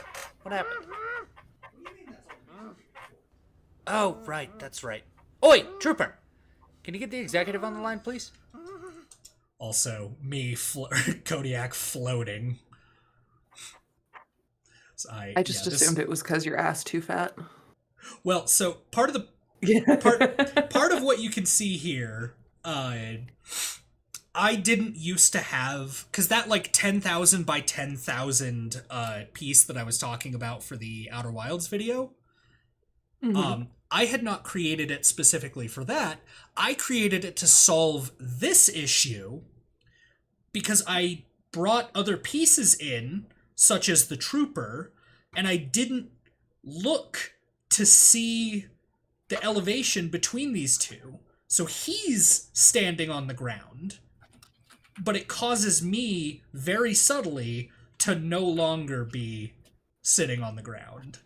Hi. And so I created this uniform floor for all of my videos. It still happens from time to time, but I'm much better about checking that sort of thing during production. Suspenseful intro here. Oi, Trooper! Can you get the executive on the line, please? Thank you. Kodiak the Brick. I'm very busy. What do you need? Make it snappy. Not my name. Howdy. How do I increase my music budget? Well, let's see. Says here you'll need permit number A38. That's it? Just a simple bureaucratic formality? That's right. Just a simple formality. Super simple. Gotta go. Good luck. Permit number A38. Huh. Trooper, where would I get that? The look, even though he doesn't have a face, you can just tell what he's thinking. And again, we get to see that I'm using the like official Lego gunship here. Again, when did I release this one? April 24th, 2022. Good lord. What a time.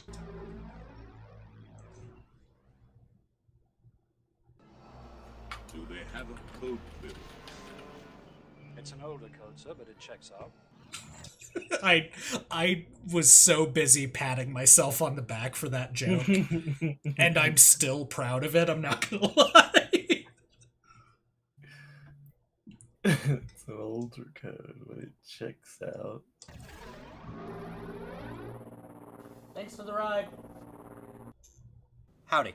I need a copy of Permit A38. You register at a freighter? You're in the wrong place. You'll need to go down to the spaceport. No, I don't want to register a freighter. I need a copy of Permit A38. The port! Go down to the spaceport! I don't want to go to the port. I need permit number A38. What? Permit A38!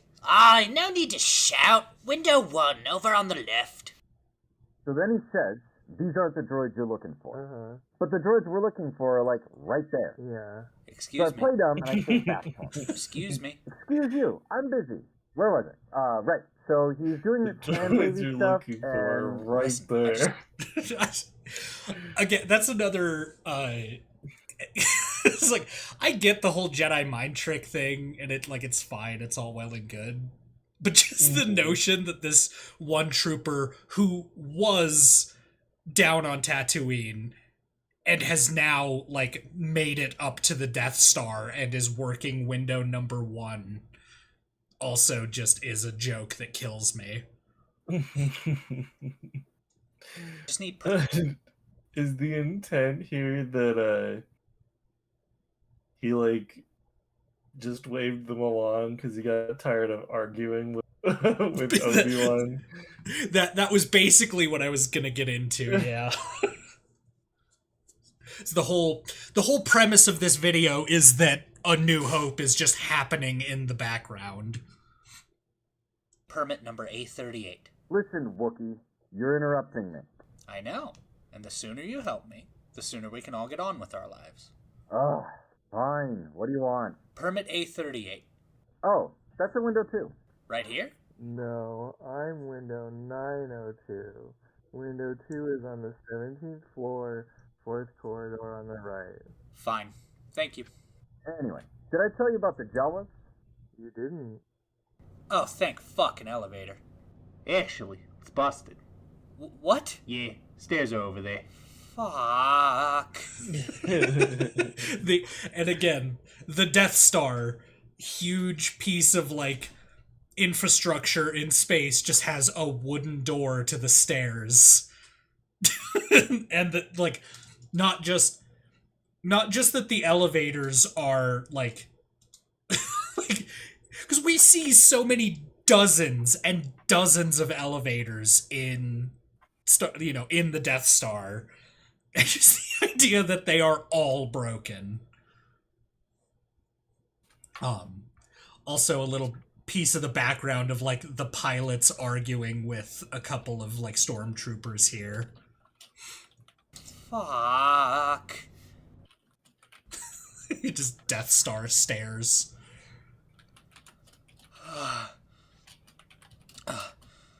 17th floor.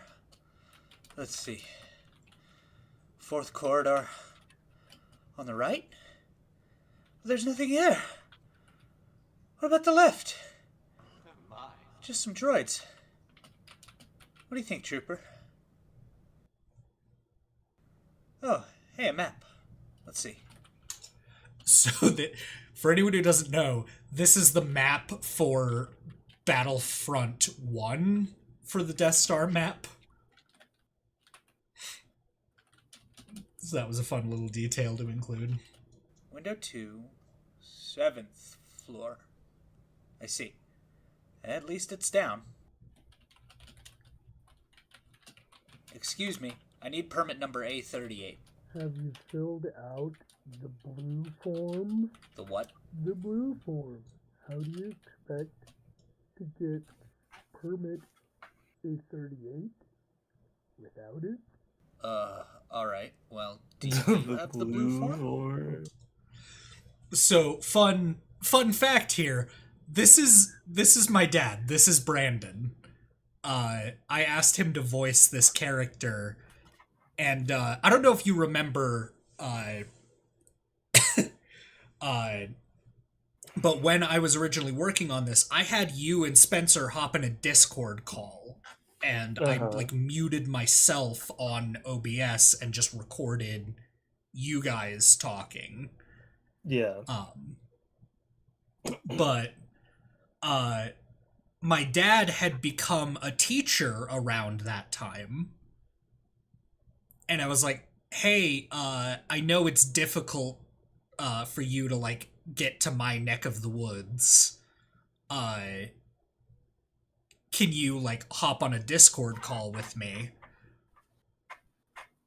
he messaged me back to say like, well, as part of the like teaching thing, we are barred from even installing Discord, let alone having a Discord account. I was like, that actually makes a lot of horrifying sense. Can you just like record these lines I have for you and like email me the file? So he did that, and he delivered this like sloth adjacent, just like, have you filled out the blue form? You know, he did this whole thing, and I was sitting there like, and I pulled it into Audacity and I was cutting it up and like shortening it before I realized it's so much funnier if I just let it be and let him do his performance here. And so we got this delightful delivery. We haven't carried them since the new management took over. I see. So where precisely do I get this blue form? Window 14. Where's that? Let's see. I think they moved it up to the 23rd floor. Where on the 23rd floor? If you permit, do I look like a map? No, I guess not. I'll be back. This is window 14, but it's closed? He's out to lunch. Can I help you? Yes, I need the blue form. Oh, those aren't handed out by 14 anymore. A little accident. You understand, right? Either way, you've got... Just the idea that there would be an accident handing out forms. Like, just the absurdity of it killed me. And also distracting this one stormtrooper for long enough to for Ben to shut down the tractor beam. Gotta find window 902 for one of those. Wait, 902 on the first floor? That's the one. I've already been there. Don't get me wrong. I'm all for war crimes, but this guy, Bubba or whatever, just goes in and, like, barbecues these two civilians, and we're like... Shut up. You. I need the blue form. You have the yellow form? I beg your fucking pardon? I can't give you the blue form until you fill out and register the yellow form. And where exactly do I get that? At the information desk. At least it's not any stairs. Come on, trooper. Oh, rude. Very rude. Hello again. We need the yellow form this time. I'll say it again. You need to go down to the spaceport. For the last time, I don't need the spaceport. I need the yellow form. Huh? The yellow form! What seems to be the problem here? The walking carpet is yelling at me. Now, there's no need to get brazen. What is it you're after, gentlemen? Sorry, the yellow form. I was told I could get it here. Aha. All yellow forms are now distributed at window 400, 10th floor. The elevator's right there, see? Was that anything to shout over? I could eat you. And not in the fun way. Now, gentlemen. Let's get a move on. We wouldn't want to waste our information officer's valuable time.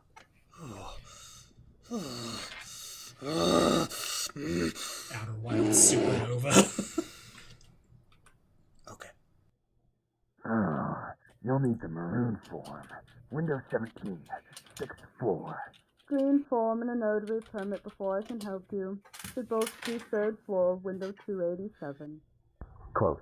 You'll need to head to window 286. Where's that? 20th floor, first quarter on the right. Salmon form, 1st floor, window 300. Oh, you get that down at the spaceport. The Thames reinforcements are being depleted. Go! Bail out, negative. Just fucking loses it. Negative, sir. Follow me. Take cover. Move. Over there. Get down. We're losing reinforcements. They're jamming our sensors. Their troops have been given advanced training. Destroy the Techno-Union ships. Destroy the Techno-Union ships. Destroy the Techno-Union ships. Destroy Hey! Get a hold of yourself. We can't let them get the better of us. Getting the Luckily better of for us. you, I'm smarter than the average bear. So, how about we fight fire with fire? I already told you, blue form upstairs. No. I realized my mistake earlier. I'm actually looking for permit number A39. Permit A39? Yeah, it's part of the new circular. What did window 410 say it was? Ah, right. Circular PC305. Have you heard anything about this new circular? I haven't. Let's see what the info desk knows. New circular? Permit A39? No one told me anything. Let's see what the head of the consulate knows. What? He's just like playing with a paddle ball. What? Can't you see I'm very busy? Can't you see I'm very busy? In the so I remember I was telling you about what like the basis of this joke was, and then we ended up just watching the entirety of the Asterix and Obelix movie. But I love in this part, like, they go in and he's like he's being pushed on a swing by a lady, and like I didn't want to do that necessarily. I wanted it to be like far more innocent. It's the paddle ball is just what came to mind. But yeah, shout out to Ben's Brick Designs. He voiced this particular guy. So delightful and appreciated. New permit, A39? A39? As part of the new circular, PC 305? I heard about PC 304, but nothing on 305. Let's see. Window 300 should know more. Window 300 is gone. I'm gonna be the next Hokage. Oh, hot, hot, hot, hot! Hot, hot, hot, hot, hot, hot! Baba Booey. Who let you in here? Wait, do it!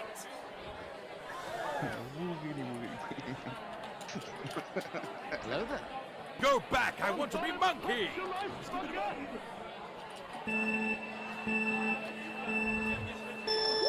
What the fuck was that? You should take a bath. Oh!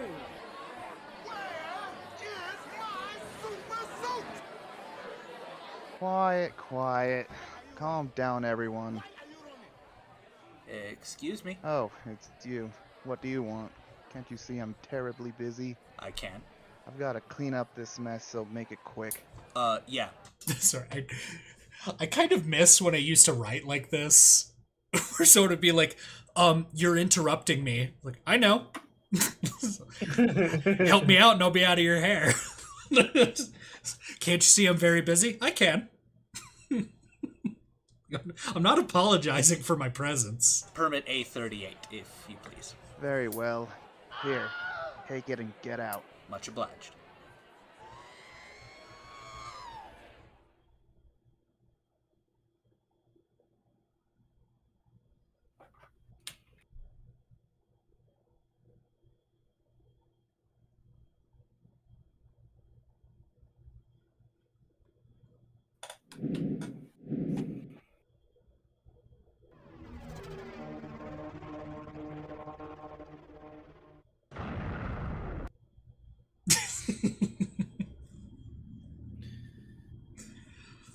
I still don't know if I should have added music to the like very end of that once we got the permit. But yeah, still a classic. I also love it's recommending Streamception. We just tune in. Recommending the stream that we're streaming. We're currently watching. Good times. I honestly wonder what would happen if you clicked on it. Mending. Streamception. We just tune in. Oh god. Uh-oh. Oh, good times. Well, it's good to know the delay at least. What would happen if you clicked on it? Streamception. Oh, it's gonna get so small. Hang on.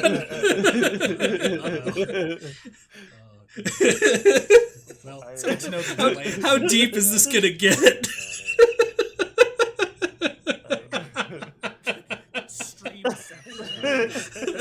Oh, it's gonna get so small. Hang on.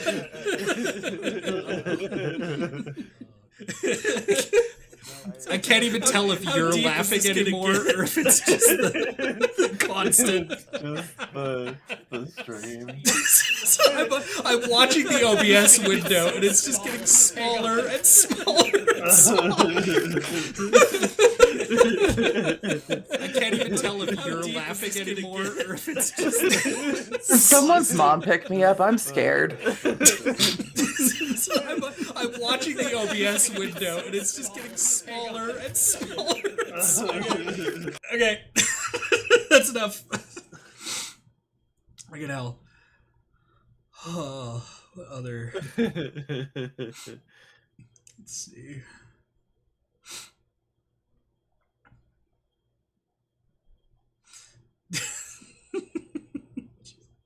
Oh yeah, this. I gotta come, no girl. Jedi scum. Wake up with no Julio, I can't, baby, you and your business, simpleness. Just jump in the car.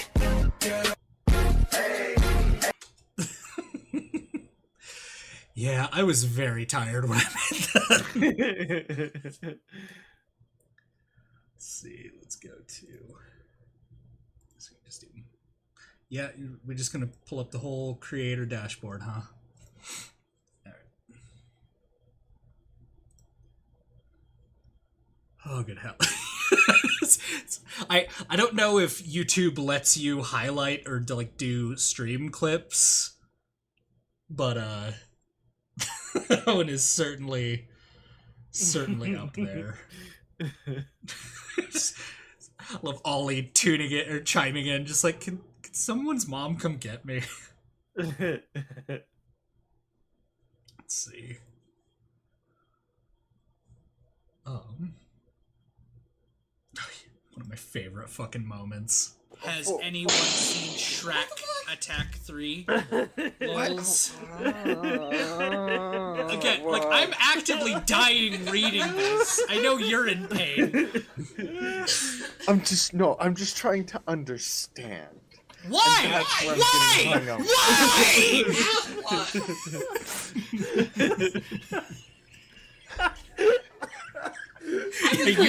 were dying. Where have you put that? Because I'm right next to his bitch ass. I'm sorry. I killed Aaron. Fucking took Aaron out. Aaron's collapsed his lungs. He's dying. Like, the more people kept talking about it, the harder it made me. So eventually I'm just like wheezing. Let's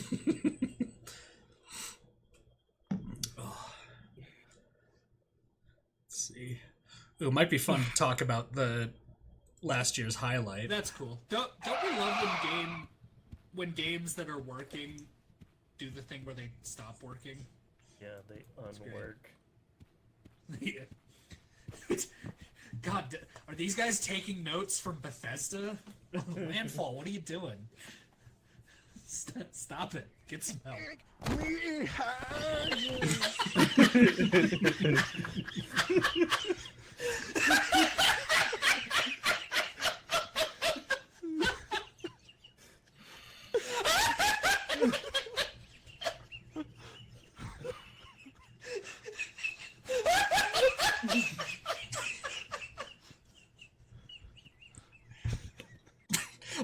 My one problem anytime I'm captioning like voracious laughter like this is I run out of ways to describe it. So I'm glad when I'm just like wheezing like that and I can just put sad squeaky toy noises.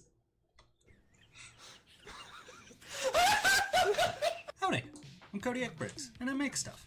My pronouns are he, him, and it's been an incredible year. Nothing quite like a highlight reel to pull it all into focus. It's been a long one, no doubt, many ups and downs, but such is life. Personally, I'm beyond grateful to have been able to spend such good time with quality friends, and even made a few new ones along the way. It's my hope that you've all had as much of a blast as I did. I won't keep you much longer, but I hope you all join me in 2025. I've got big plans. Real big plans. Thank you all so much for tuning in, and enjoy. Yeah. Love you. Can Dad do his funny voices now? No. Here's what I love. I've been doing funny voices. We've been here like chatting and streaming. And he's just been like quietly napping behind me. It's genuinely only when I'm doing voice work. That's when he runs up. That's when he's like, Dad, loud, ah.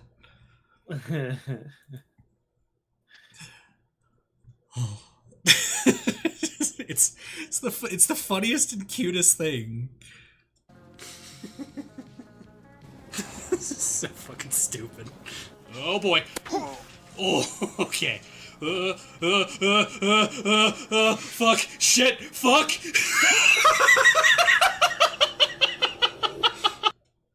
I've still got to sit down and like pull together a highlight reel of our fever dream of an experience in Sons of the Forest. Yeah. It's like that was an obvious highlight, but there was you'll get it done before Grandsons of the Forest comes out. before Great Grandsons of the Bog gets released. I desperately want to know if they're doing another one, and I really want, in kind of a morbid way, for them to call it Grandsons of the Forest. They just no genuinely couldn't think of a better title.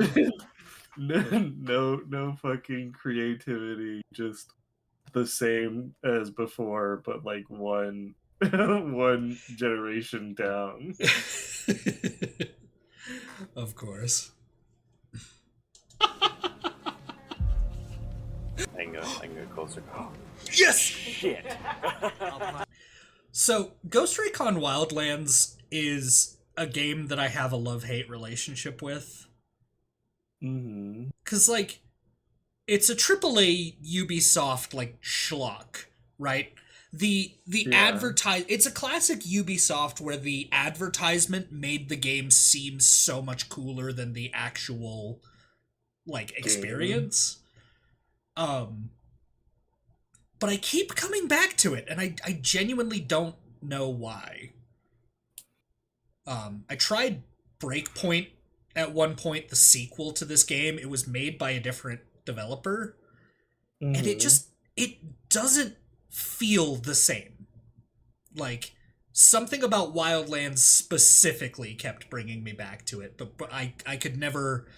I did not get far in Breakpoint.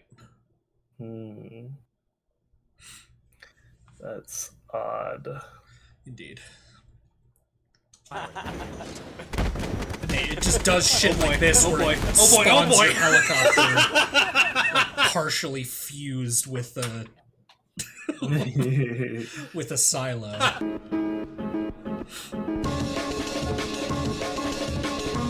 I made this one the brain core thing, like memes.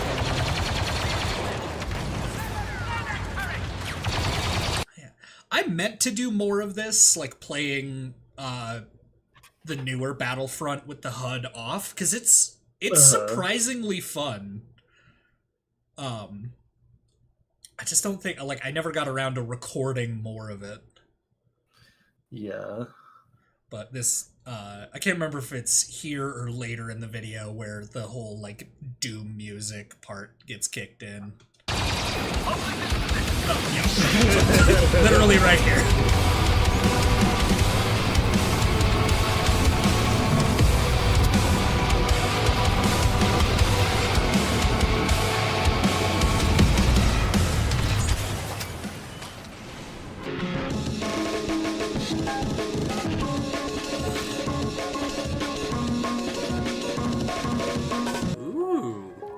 How much will I be paid?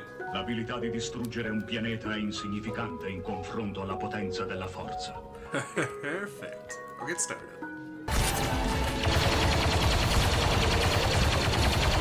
CT-2486? Fire a warning shot.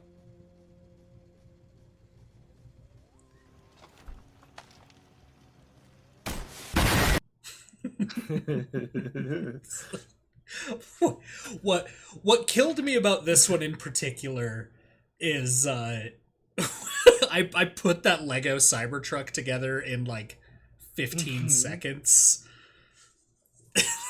I showed it to you. It was just like I need to do more with Klondike because this has been his only like voiced role up to this point. He's been in one other video. Yeah. But I showed showed you this like Lego Cybertruck that I built. And I was like, this is easily the like stupidest fucking thing. And you were like, yeah, it looks pretty silly. The Lego one you made is also is also like pretty silly. And it took me a moment, but I remember it like once I got what you were putting down, it killed me. The Kaikas are almost out of reinforcements. Just hold a little longer, and their attack will falter.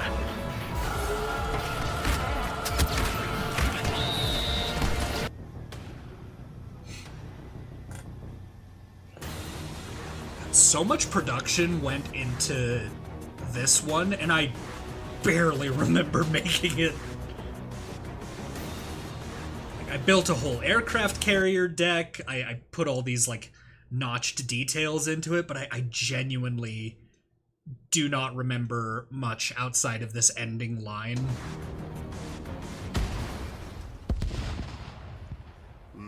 Right. Lego doesn't fly too good, does it? Also another classic example of me not checking renders. This Darth is just floating here. I did have a good time putting like 2 sets of headsets because it was that or go into the part editor and make a giant headset that would actually fit over like Kodiak's head. Mm-hmm. And the idea that even with this enclosed helmet, he still needs like earmuffs is pretty good. But yeah, so some jokes I'm pretty proud of. There. The Seppies have given up their attack. Camino is safe. They'll think twice before trying that again.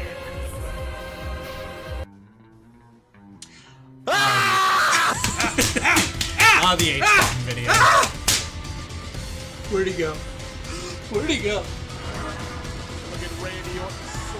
Watch out, watch out, watch out, watch out! Don't talk to me or my son or my son or my son or my son or my son. But it turns in. No, it really doesn't. Oh shit. Wait, did he deploy an FAEB? Dude, hang on. No, hold. I love that I went into this stream wanting to like have character growth and like do a thing where I like slowly start like playing up that I'm enjoying it. Mm-hmm. But the problem with doing that is I did actually start enjoying the balls to the ceiling story, and shit like this sold me on Shamrock, that like side character who I was incredibly annoyed with. Just him bombing the city to save the city. Hold up, timeout. Garuda 2. Did you just use a ground-based weapon to take out a cruise missile? You did it. You know what, dude? Alright, I've changed my entire fucking attitude about you. He bombed the city to save the city.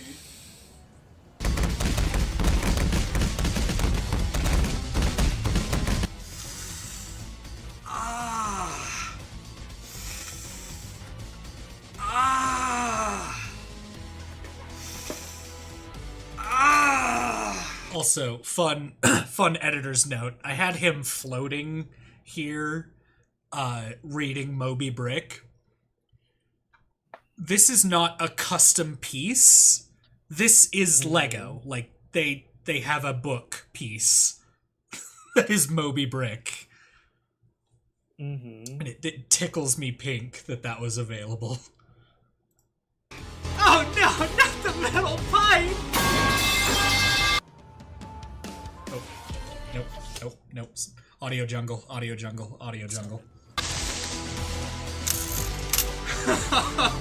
on, please! Doing the trench run. Stay on target. Garuda 2, you've turned off your targeting computer. No! Buddy, no, you gotta stay with me. You will not survive a belly landing with all 5 of those.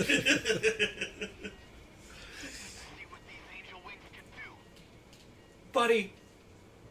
No.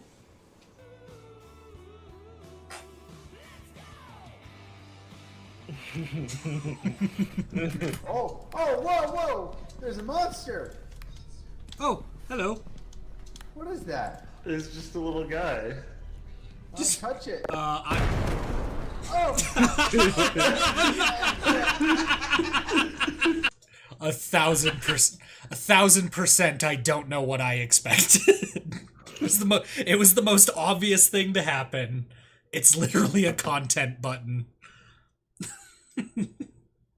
Part of me was waiting for it to do like a mind turtle thing where it like hops on its own button to set itself off. But it just kept hopping at me, just like, go on. Press it. Press it. And Spencer's like, touch it, I guess. Like, way ahead of you, gamer. Boop.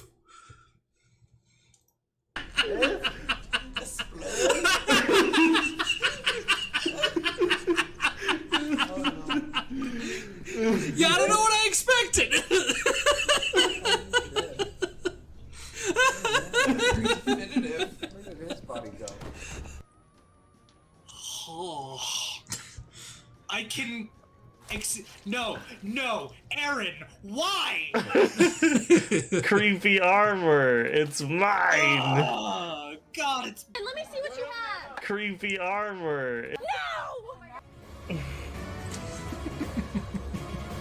I had a lot of fun putting that together because that's what it felt like. It's like I'd experienced creepy armor in the first game, but I had a pretty similar reaction to to USSR Womble, where God no, you were too late. Too late. It knew. I had a pretty similar reaction to Womble my first time, where I was like, "What the fuck? Hello." Excuse me? I'm just taking this thing's flesh to wear, and my guy is reacting like a cup of water being poured into another cup of water? Yeah. And then you were just overjoyed. You're like, yes! They have creepy armor! And you immediately equipped it. That point forward, I was just like, yeah, you can have all of mine. It's fine. Ugh.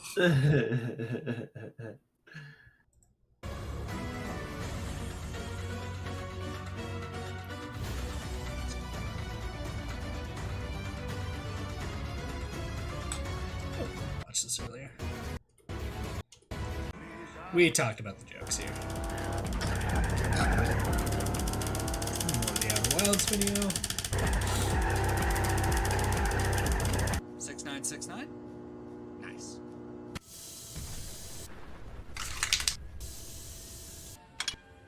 Alright, plan B. Run. Very well. Out of curiosity, have you ever played Uno? What does it matter to you? Just curious. New crafting recipes available. I wonder what it could possibly fucking be. Could it possibly be the can opener and a can? Holy shit. You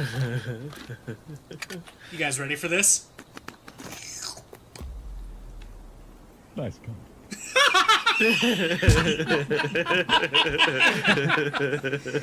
Oh, come on.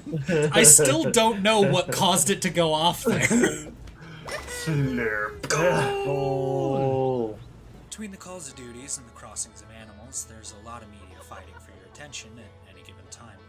I myself did confuse this with Obsidian's Outer Worlds more than a few times.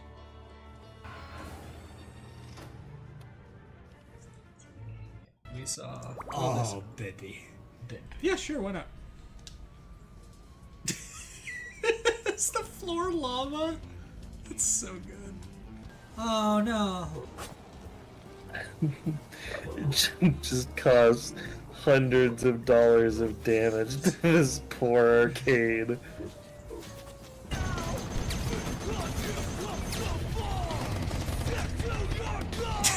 We're slapping him with the gun. He doesn't die. I was wrong. I'm delighted that I was wrong, actually. Oh, okay. The G fell off the sign! Okay. And? The G fell off the sign. Which sign? Chameleon 6, Find and Furious. Oh no, what's it gonna... Oh god. So for anyone curious, I am not an artist. However, for whatever fucking reason, this voice call and stream full of like professional furry art, like some of these people work in LA, like on shows. Like these are professional artists that I happen to be friends with. And they're like, hey, open invite to come join us for Gardic Phone. And I was like, yeah, I can definitely draw with a mouse. Like, let's do this. And so Gardic Phone shenanigans occurred. What is it gonna... Oh my god, what's it gonna evolve to? Oh no. Oh, you pocket.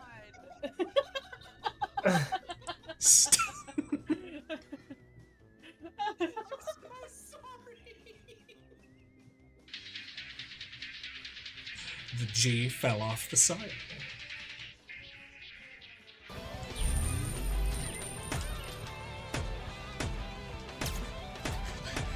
I have to kill you before you kill us both!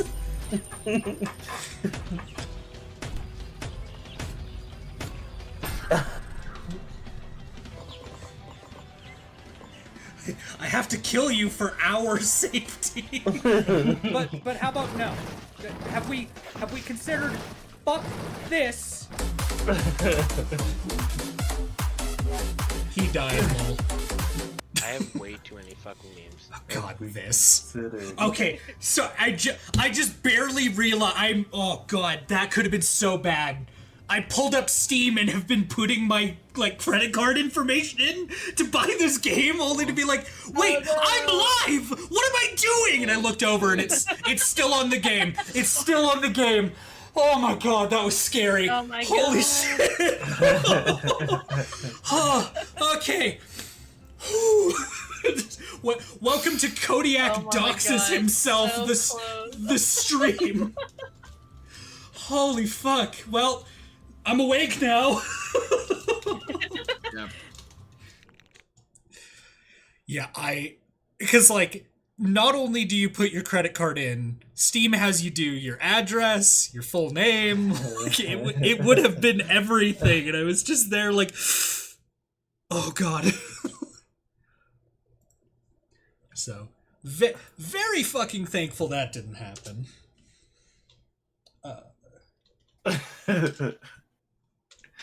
Here's my home address, my social security number.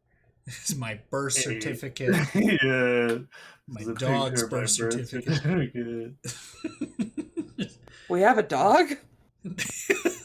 I have a birth certificate for a dog. Couldn't tell you where I got it. Anyway, it was teased in the Outer Wilds video and in that highlight.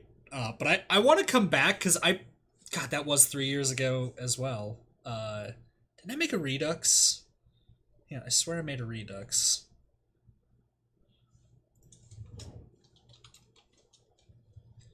Yeah, I did. Okay, that was 2 years ago. I added captions. On November 17th, 1985, on an island south of White Mountain, Alaska, Operation Slip took place. Soviet agents had managed to capture highly crucial intel. Also, very bold of me to fit an acronym within another acronym. From the nearby Moses Point base. The documents contained within their theft posed a risk to the American people and potentially the world beyond.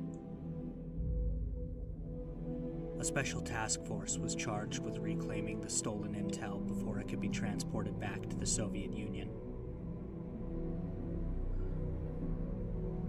4 men stepped forth to aid in seizing the briefcase, guarded by an, at the time, unknown number of hostile agents. Of the 4, only 1 would return home alive. The following is the only recorded footage of the operation. This footage is only being made public to highlight just how close humanity came to nuclear annihilation.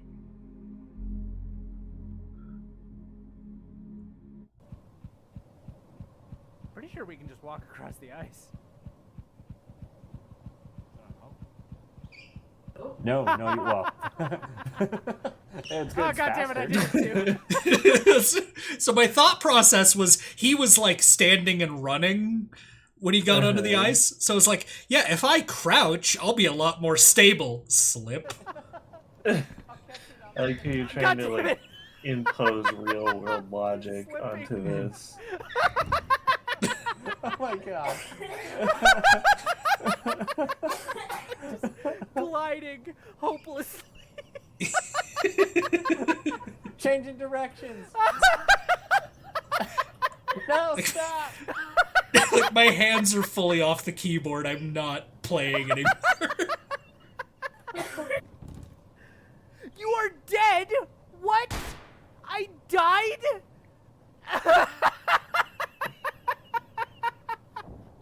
What the fuck do you mean I died? Okay, apparently you can't Hayes go in the connected water. and entered channel. Oh my god. How did I die? Something, please go something, get Dave's in the briefcase. water. Oh my god.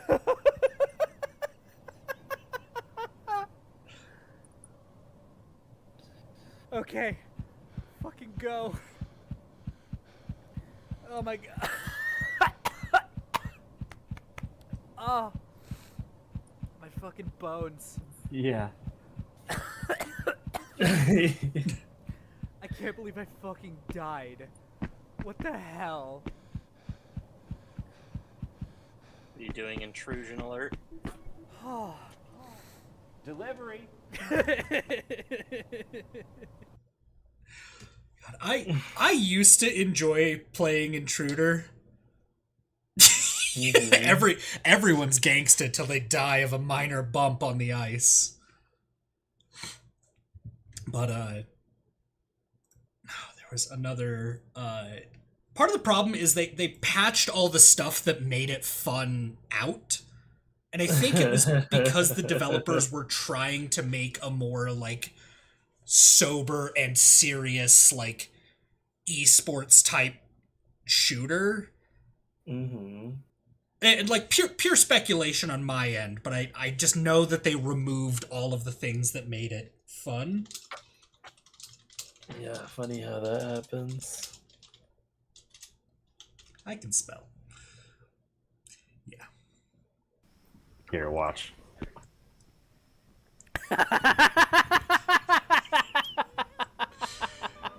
Just to set the tone.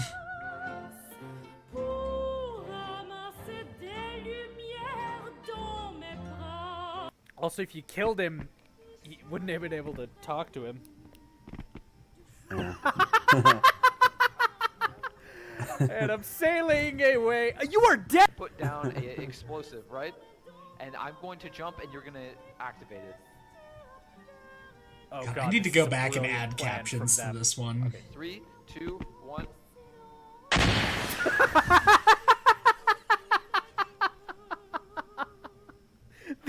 guy is just fucking gone. Game on you. Is that even possible? What's impossible? Playing the game normally? Yeah, to play this game normally? No. Let's go!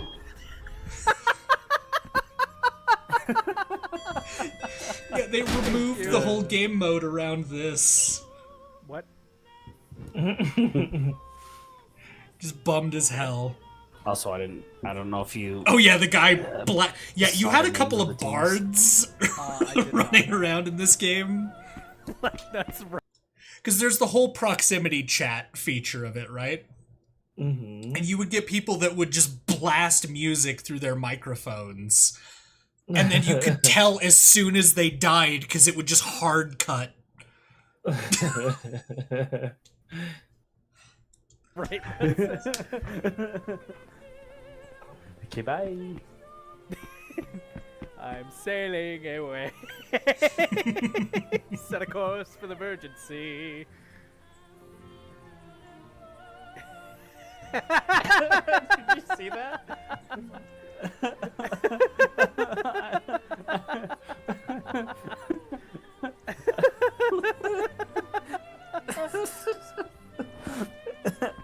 My trajectory was a bit more up, and it just deleted me from the game. God. I wonder what happens if you throw a grenade.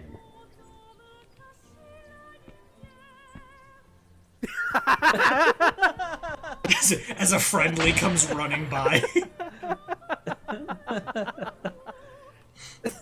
Sorry. So this is that same guy. We like helped him steal the briefcase. We get all the way outside and I'm following him. Watch this.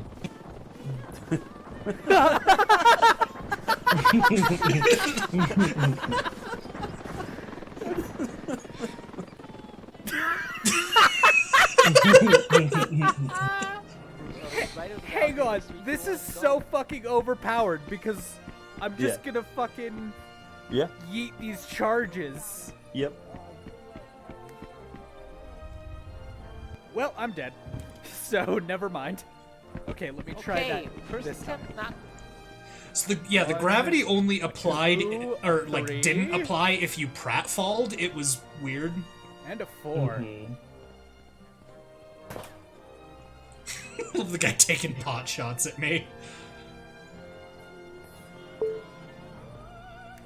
Someone takes a picture of my remote charge Am I out of flying through the range? air.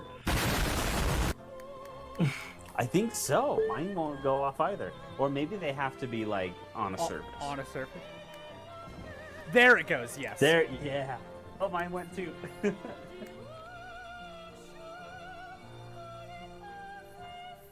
I don't know what I was The hoping grenades for. don't go far enough. Oh, that's too bad. Oh, I missed the...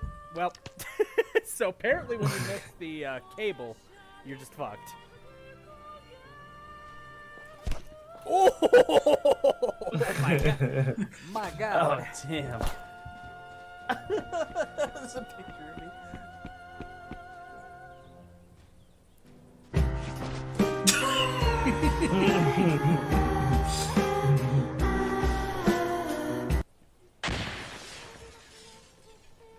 Oh, there's a fucking chair. Just floating. That's beautiful. Is there a guy there? There was. And he just domed me. Beautiful. Isn't it?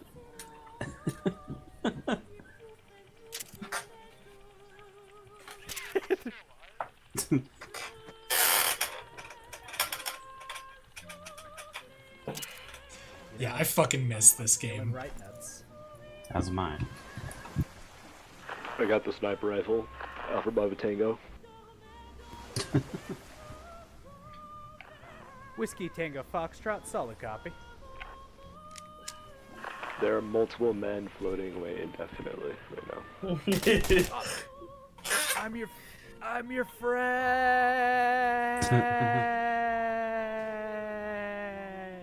I'm God. I love just looking out the window and just seeing bodies just off into the sunset. Right. Oh God! Oh. Well. God, this. So peaceful. No, no, no! Get it! Get it! Get it! Oh my God!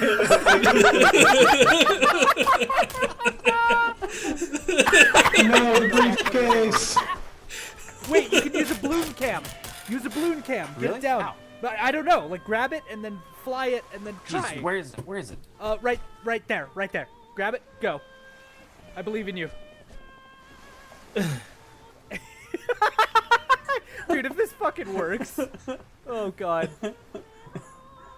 Where is this last fucking guy? Too far. It's gone forever. Fuck. Did you guys secure the briefcase? Negative.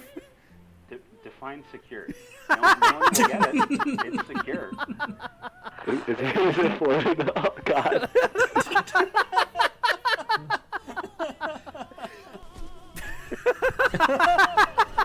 Are you really even trying if you don't throw the briefcase into space? Oh God. Yep. Too far. Well, Okay, off into Dave. the sunset I go. Indeed. How awesome is this? Hang on, I'm trying to watch it. Oh damn! Dies. Oh my God. Yeah, he is just deleting people. Yeet.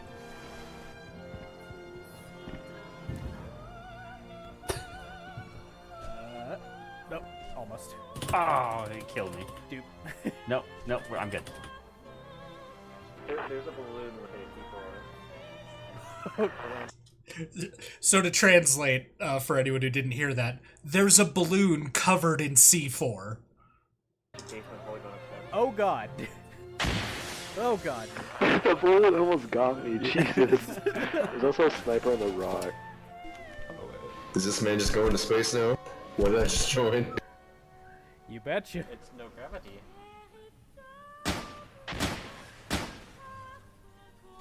Ah, fuck. Yeah, I died well, immediately. Too. Yeah, if you gotta hit the sniper, you gotta hit him.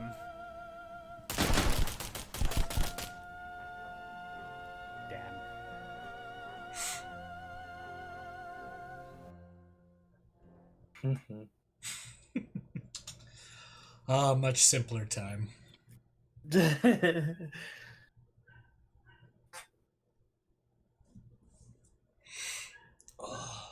Well, yeah, as far as the future, I do want to continue working on animations. I don't know. I don't think I'll give up the gaming stuff just because I do enjoy making it.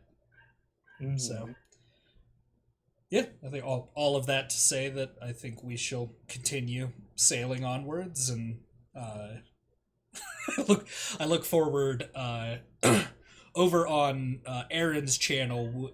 He's streaming Yu-Gi-Oh! Forbidden Memories for the PS1, and I am having a time voicing literally everybody. And also having to like keep a straight face, or at least do my best to, because we named the main character Beppis. Beppis. Good old Beppis. So yeah, join us over there most Wednesdays. Join us. Yeah, I think this has been a great recap and a nice look back at the stuff I used to make. By no means do I think we have the time to go through it all. But this has been delightful. Indeed. Still can't get over that the highlight of tonight's stream was just layering it over and over and over. Just more. More! All right. Well, thanks for joining me, Aaron. Thanks for joining me, my darling knife. And I'd been here the whole time. little did we know, this has all been an elaborate episode of Game Changer. But, cheers all. Have a lovely morning, afternoon, or evening, wherever you're at. Don't take any wooden nickels, and any lovely advice for our audience, Aaron? No. Cool. Any advice for our lovely audience, dear Ollie? Look both ways before crossing the street. I am coming for you.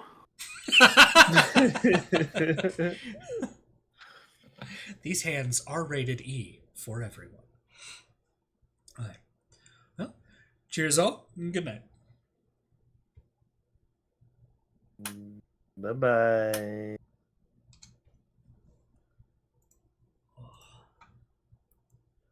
That was good.